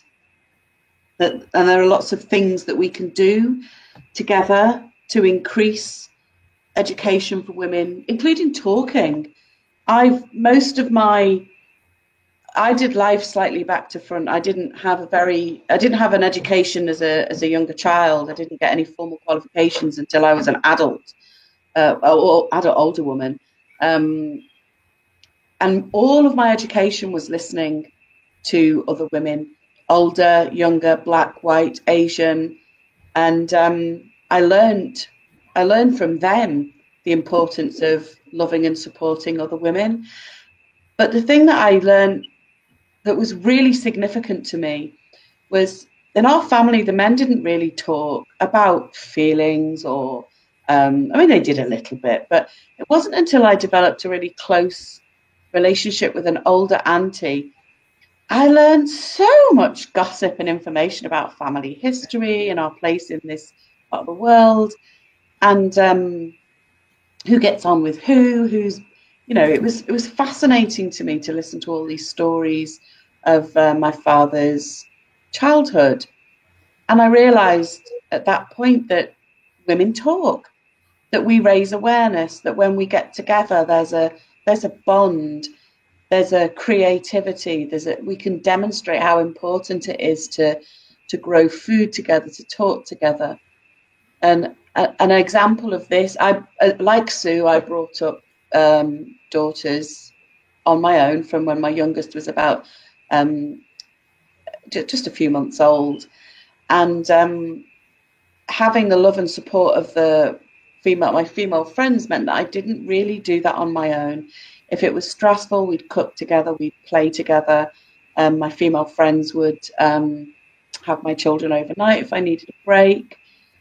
We shared clothes. We had a couple of friends who were really good at knitting. So we have jumpers in our community that are still being passed from one child to another, that sort of 5 or 6 children wore. So when another baby came along, we'd pass clothes on, and we'd pass, don't know what you call them, but in the UK we call them slings. So those little papooses you put babies in. And that made the difference. It made a difference to our emotional well-being and our finances. Yeah, I was going to talk a little bit here about birth rates and the impact on population. I was going to talk about access to healthcare, access to family planning, the connection. I'm not going to now because I think Suresh, Sue and I had quite an in-depth conversation in the break, which hopefully will have covered most of that. But I think women do talk. It's important to remember that women do talk. I remember listening to a conference talk from a man just last year who said, "Oh, we never talk about male privilege," and women in the audience actually snorted with laughter, because we actually do talk about male privilege, about male entitlement. And we talk about the impact that that has on us, and the impact of, let's say, the 400 years of the witch trials, or the, you know, hundreds and hundreds of years of the growth of patriarchy, and the impact on us as women, how we become disconnected from our own empowerment, our own intuition.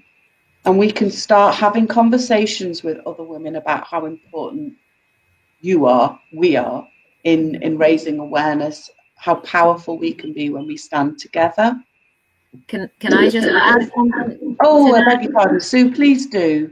Thank you. Just in terms of my own experience in the environmental movement, and again, you know, I'm a Western woman living in Ireland, which, you know, has a lot of amazing benefits to being here.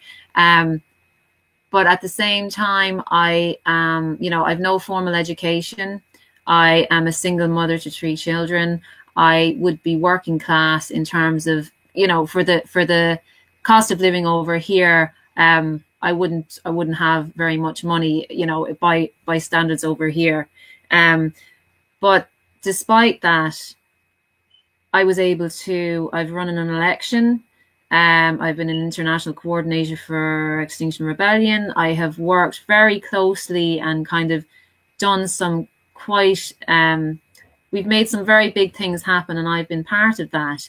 And I've been part of that despite the fact that a lot of people would say, well, you've no money, you've no education, and you've got young dependents, you can't do anything. Well, actually you can, you know, you actually really can. And everybody's in a different situation, but if you have the drive, and if you have the understanding, and if you can find a network of people who you are in solidarity with and who are in solidarity with you to support each other, you really can. So I suppose the point I'm trying to make is, don't ever, you know, shut yourself off from a leadership, from putting yourself in a position where you're in a position to make change. Don't ever feel that you actually have to know exactly what you're doing or be an expert in any particular field. If you have the passion, and if you have the drive, and if you have an integrity in what you're trying to do, that's all you need. Now, obviously, again, I'm in a very privileged position. I can break the law over here. I might go to jail, but I'm not at the same risk as people in other parts of the world. So that's a major advantage for me in activism, and that's something that I will absolutely never dispute.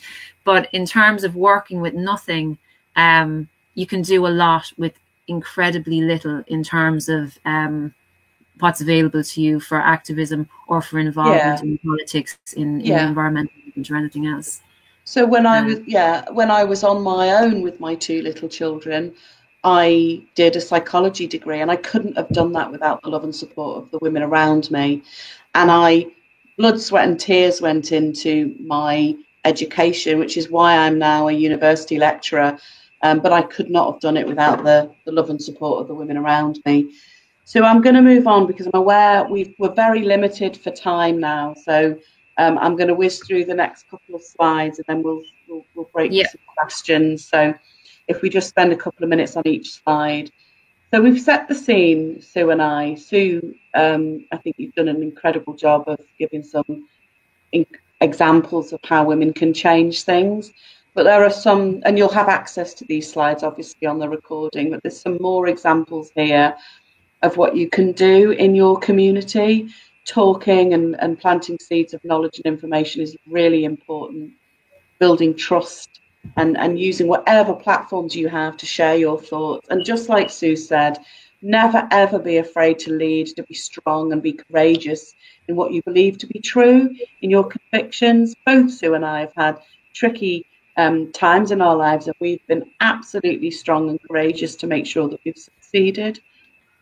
And we've been supported by other women, and we always support other women in their campaigns. We show up, and what that helps to do is create really strong bonds in your community. And when that happens, we're like the Zapatistas, we're like the Gulabi gang. We stick together to make things safe.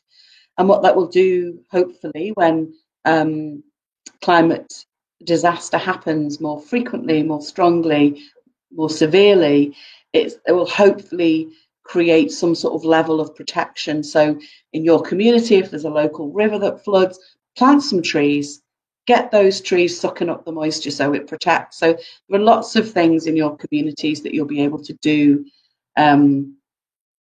to protect it for the coming climate changes. So Sue in a minute is going to read this quote out to you, but just to say, I contacted a male ally of mine who I organise with in my community, and I asked him for an example, one of his favourite examples of men who stand together with women.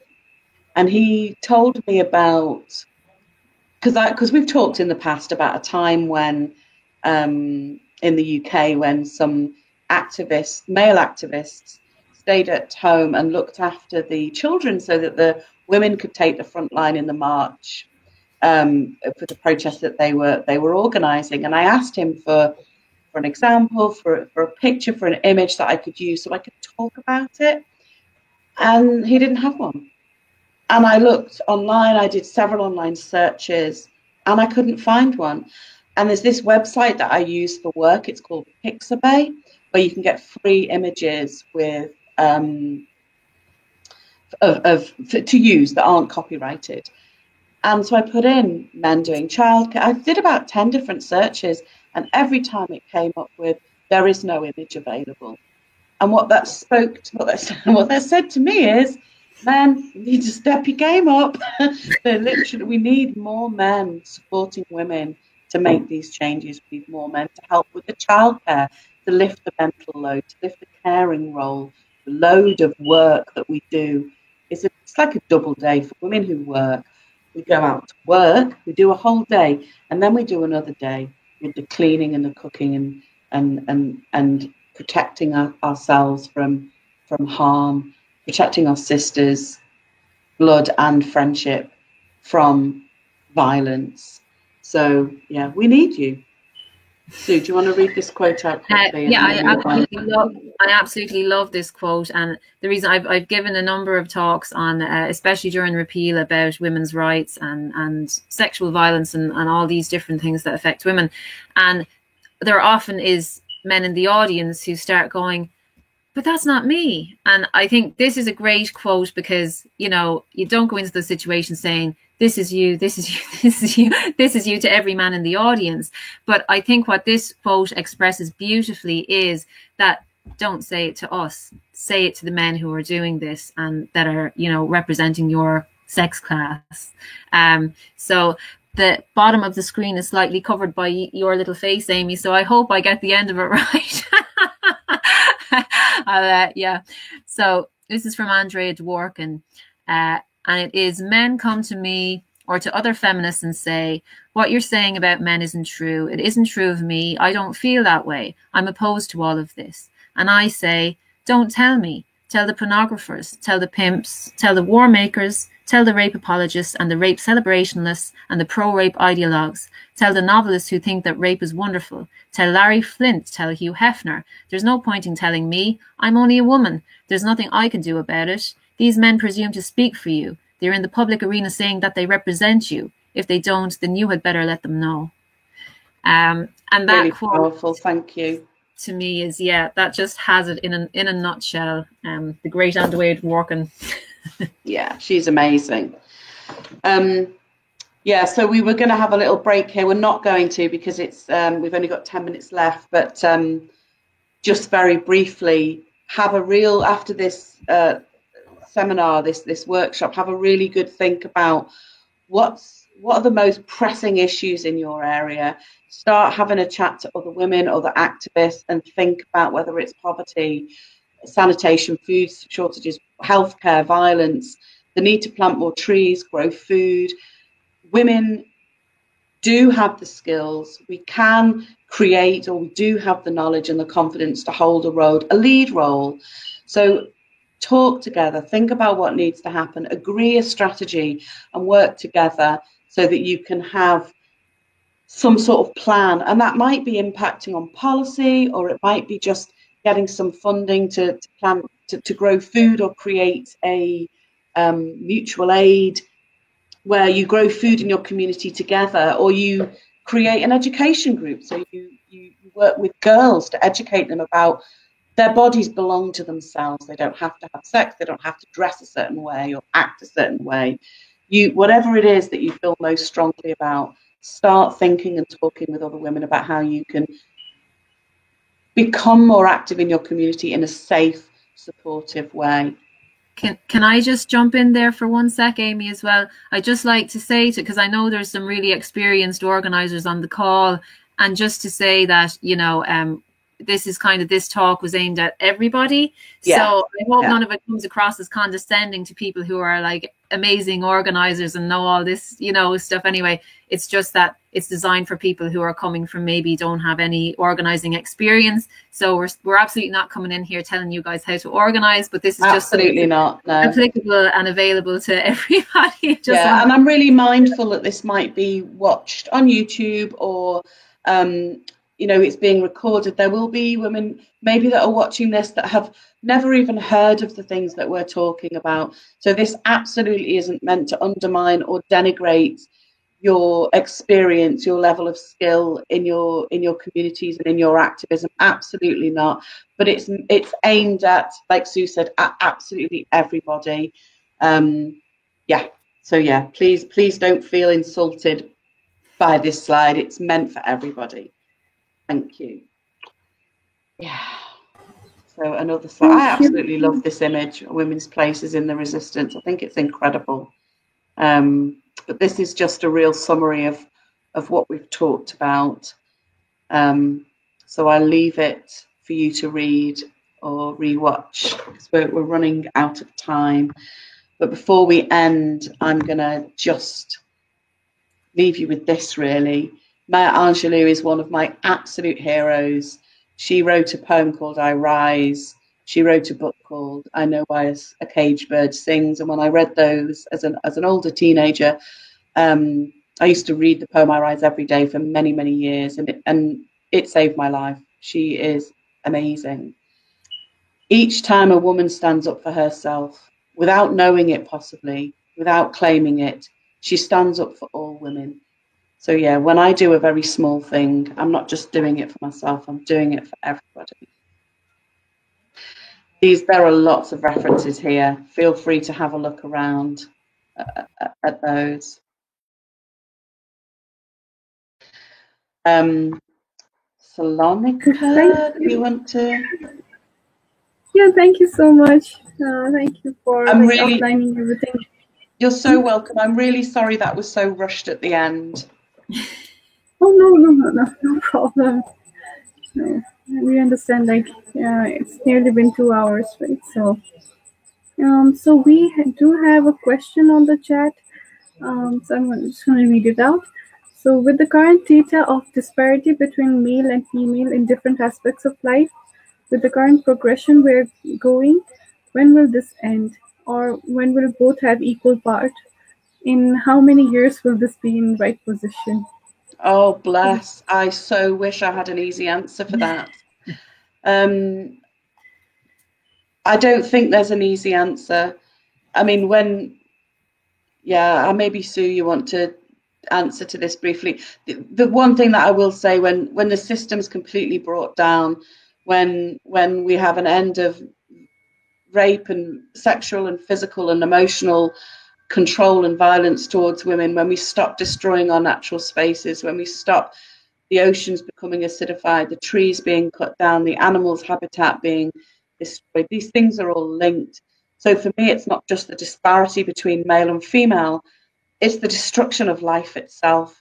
And women, in my spiritual culture, women represent life. We give life. We are intuitive beings. And the violence towards the planet, for me, is the same thing as the violence towards women. And when that stops, we'll maybe start having more equal, more gentle way of being on the land. Sue? Yeah, I suppose the same. I mean, you know, all these things are stemming from a dominant culture. And until that dominant culture is removed, it's not going to stop. And in my opinion and in my heart, I think the only way that that is possible is from women coming together. It's from female leadership, it's from women's solidarity, and it's from women working together to either, I think that, what's the Vandana Shiva quote? It's, we're going to have a future where women lead the way to make peace with the earth, or we're not going to have a human future at all. And I think that really encapsulates it for me, because if women don't come together, if women don't lead, if women don't do what we know is necessary because of our reconnection with the land and each other, then that system is not, the dominant system will not fall, and that system is going to lead us to ecocide and all the horrors along the way. So no pressure, guys. Might want to start organising fairly soon. I think it might be worth saying as well, when I'm asked, we talk a lot. There's a lot of judgment sometimes in activist communities about what you're doing, whether you're doing enough, whether and for people who aren't necessarily active. And I think it's well worth remembering, for myself as well as everybody else, that sometimes women are just busy surviving. They're busy avoiding rape, they're busy avoiding violence, feeding children, getting them clothed, getting them fed, cleaning their homes. They have no headspace to think about what they can do next. So whilst some of us have time and headspace for making the changes that are needed, we can maybe give a little bit of time and headspace to the women who don't have that, and support them, nurture them up to where we are. Because I had lots of hands, literally helping hands, in getting where I am. So I try in most weeks to help other people. So yeah, that's something that we can do. Mm-hmm. And again, you activist lot, I'm pretty sure you're doing loads of this already. So thank you from me to you for everything that you do in the world. Mm-hmm. Do we have any more questions, Salonika? We've got 4 minutes left. So we've probably got time for one. Was that question from a man or a woman in the chat? Oh, from a man. Do we have any questions from the women? Not really. I'd really like to have a question from a woman before we end. We had a few questions in the registration form, but I did not check whether it was from a man or from a woman. Are there any women on the call who'd like to ask a question? It doesn't matter whether it's a small question or a big question, or even a comment. Yeah. Or type it in the comments if you have a question. Yeah, that would be great.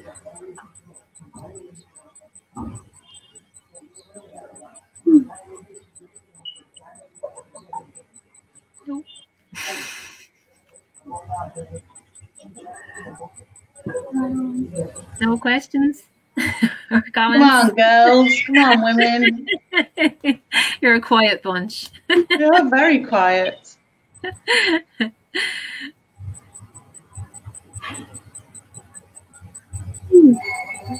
Have you any thoughts, Salonika? You're an incredible organizer. You are amazing. You'd like to add? Well, I do have a simple question. Like,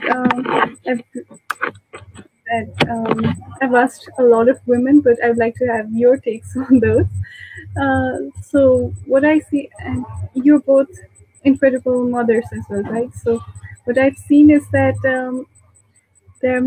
as youths, a lot of women join activism and organizing, but as they get older, they just do not have the time to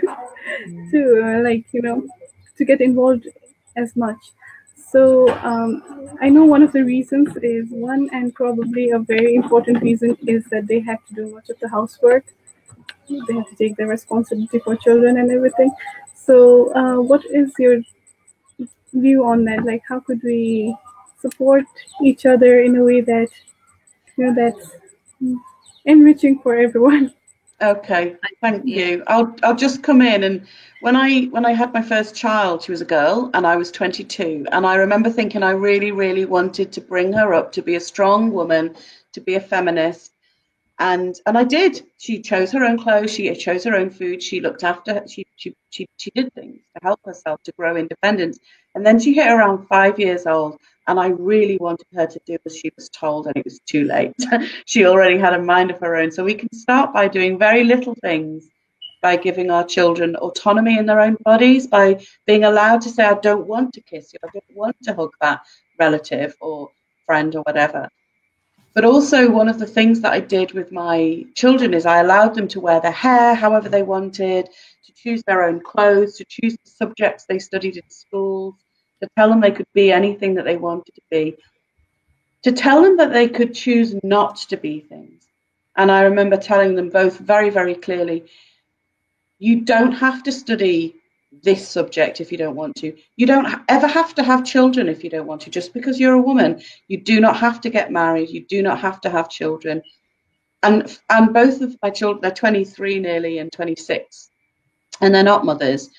And I'm really proud of them for making that choice not to get married and not to have children.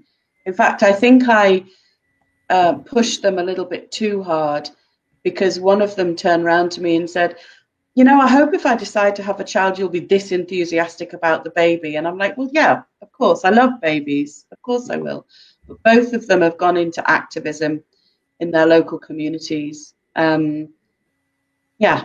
Sue, would you like to Yeah, thanks, Aim, and thanks for a great question, Slonika. This is something that I have felt very acutely, and even, you know, where it comes back to the dominant culture, and it comes back to even like when we were talking about the beginning of patriarchy and agriculture and that control of women. You know, society is designed in such a way that women are cut off from one another, and we're cut off from our support. We're cut off from our village. We don't have our village, and that's what we are designed to have.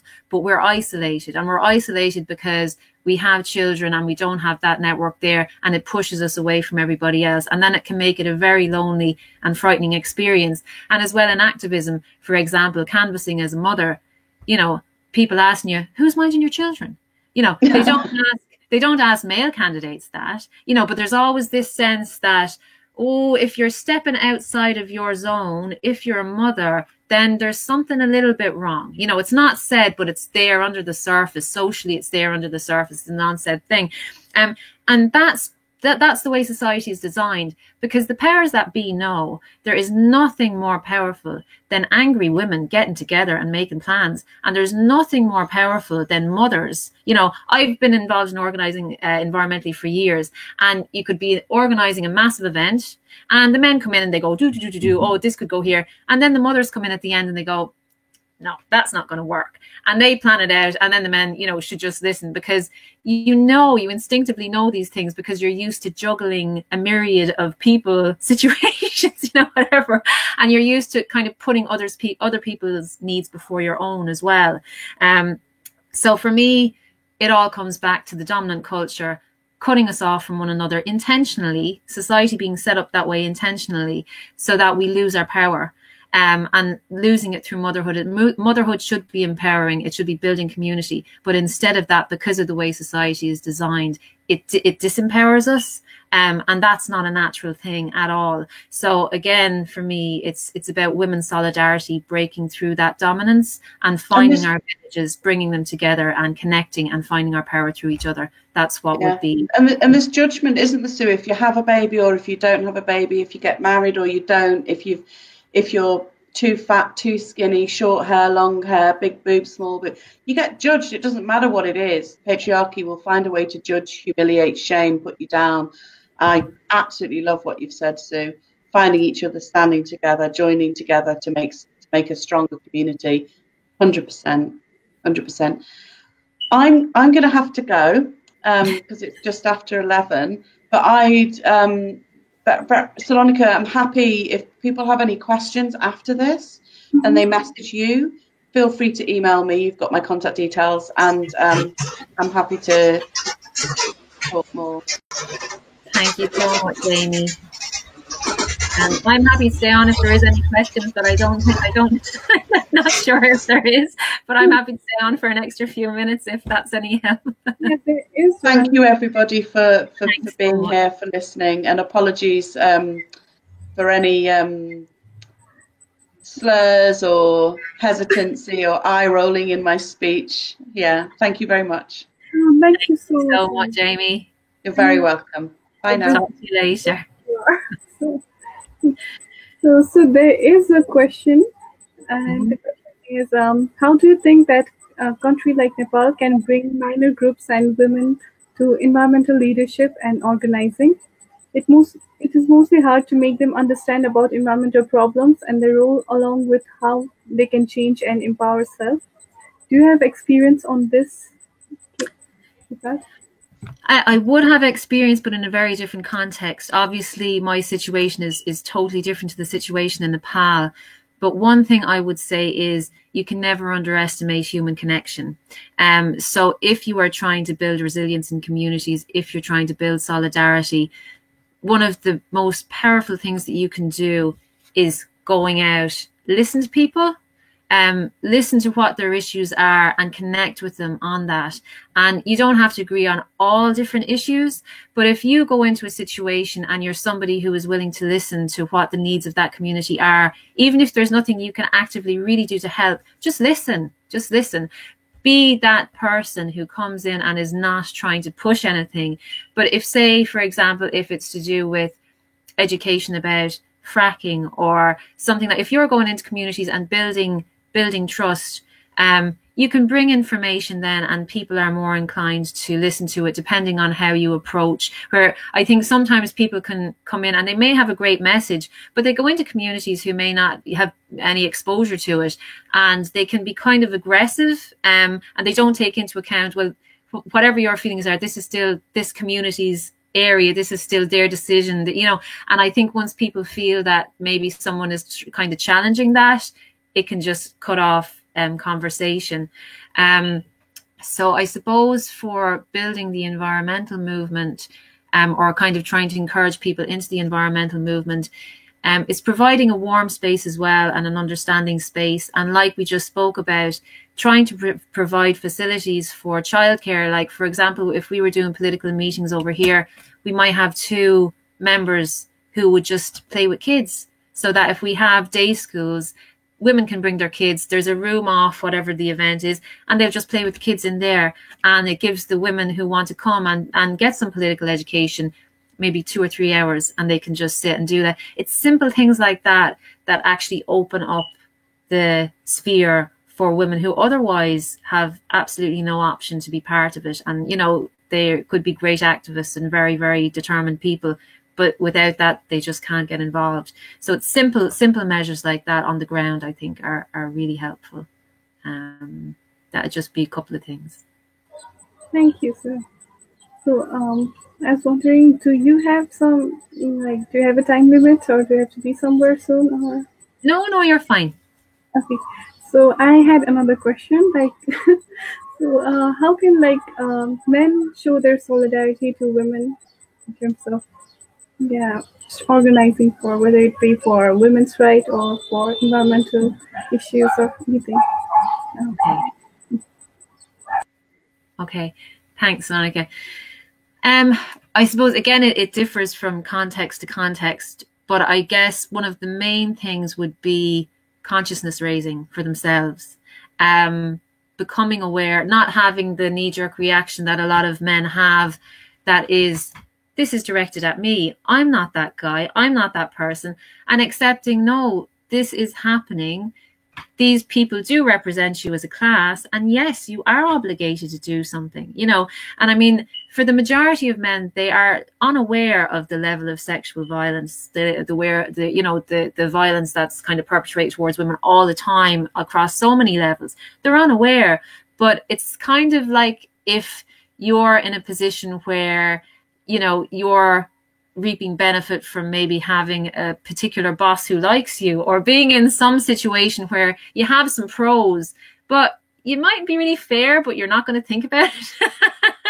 You know, you can't really take the same approach with the oppression of women, because it's so goddamn important.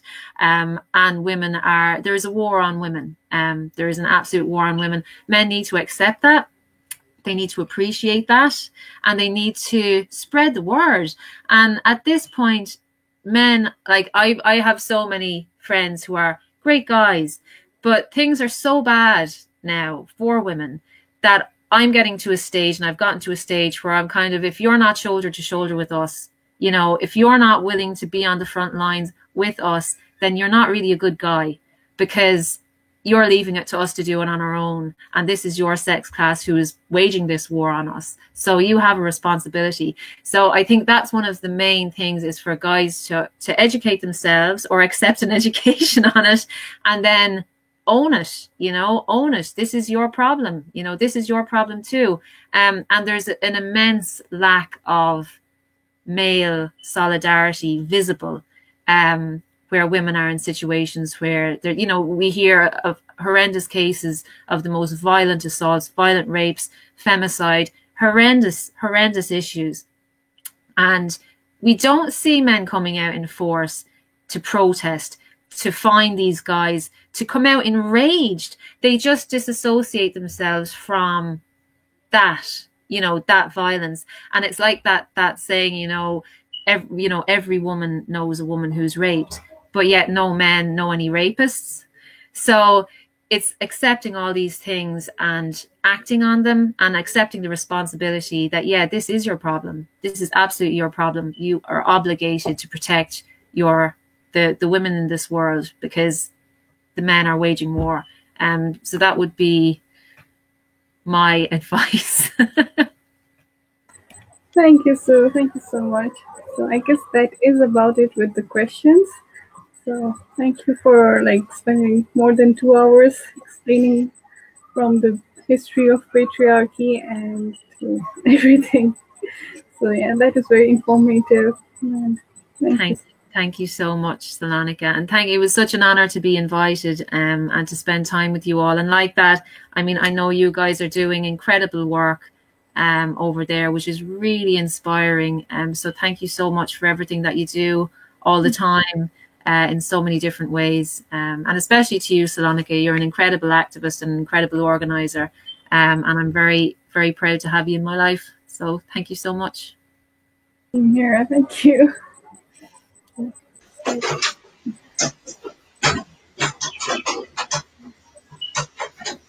If anyone has any final comments, perhaps we could end the call now. Everybody done?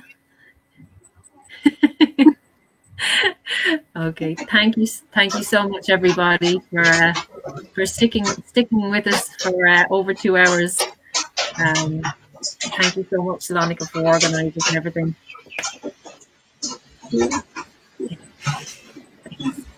Good. Yeah, thank you. Thanks. Thank you so much. Bye. Bye. Bye. Bye. Bye. I guess we could just leave the call. We cannot end the call for us. But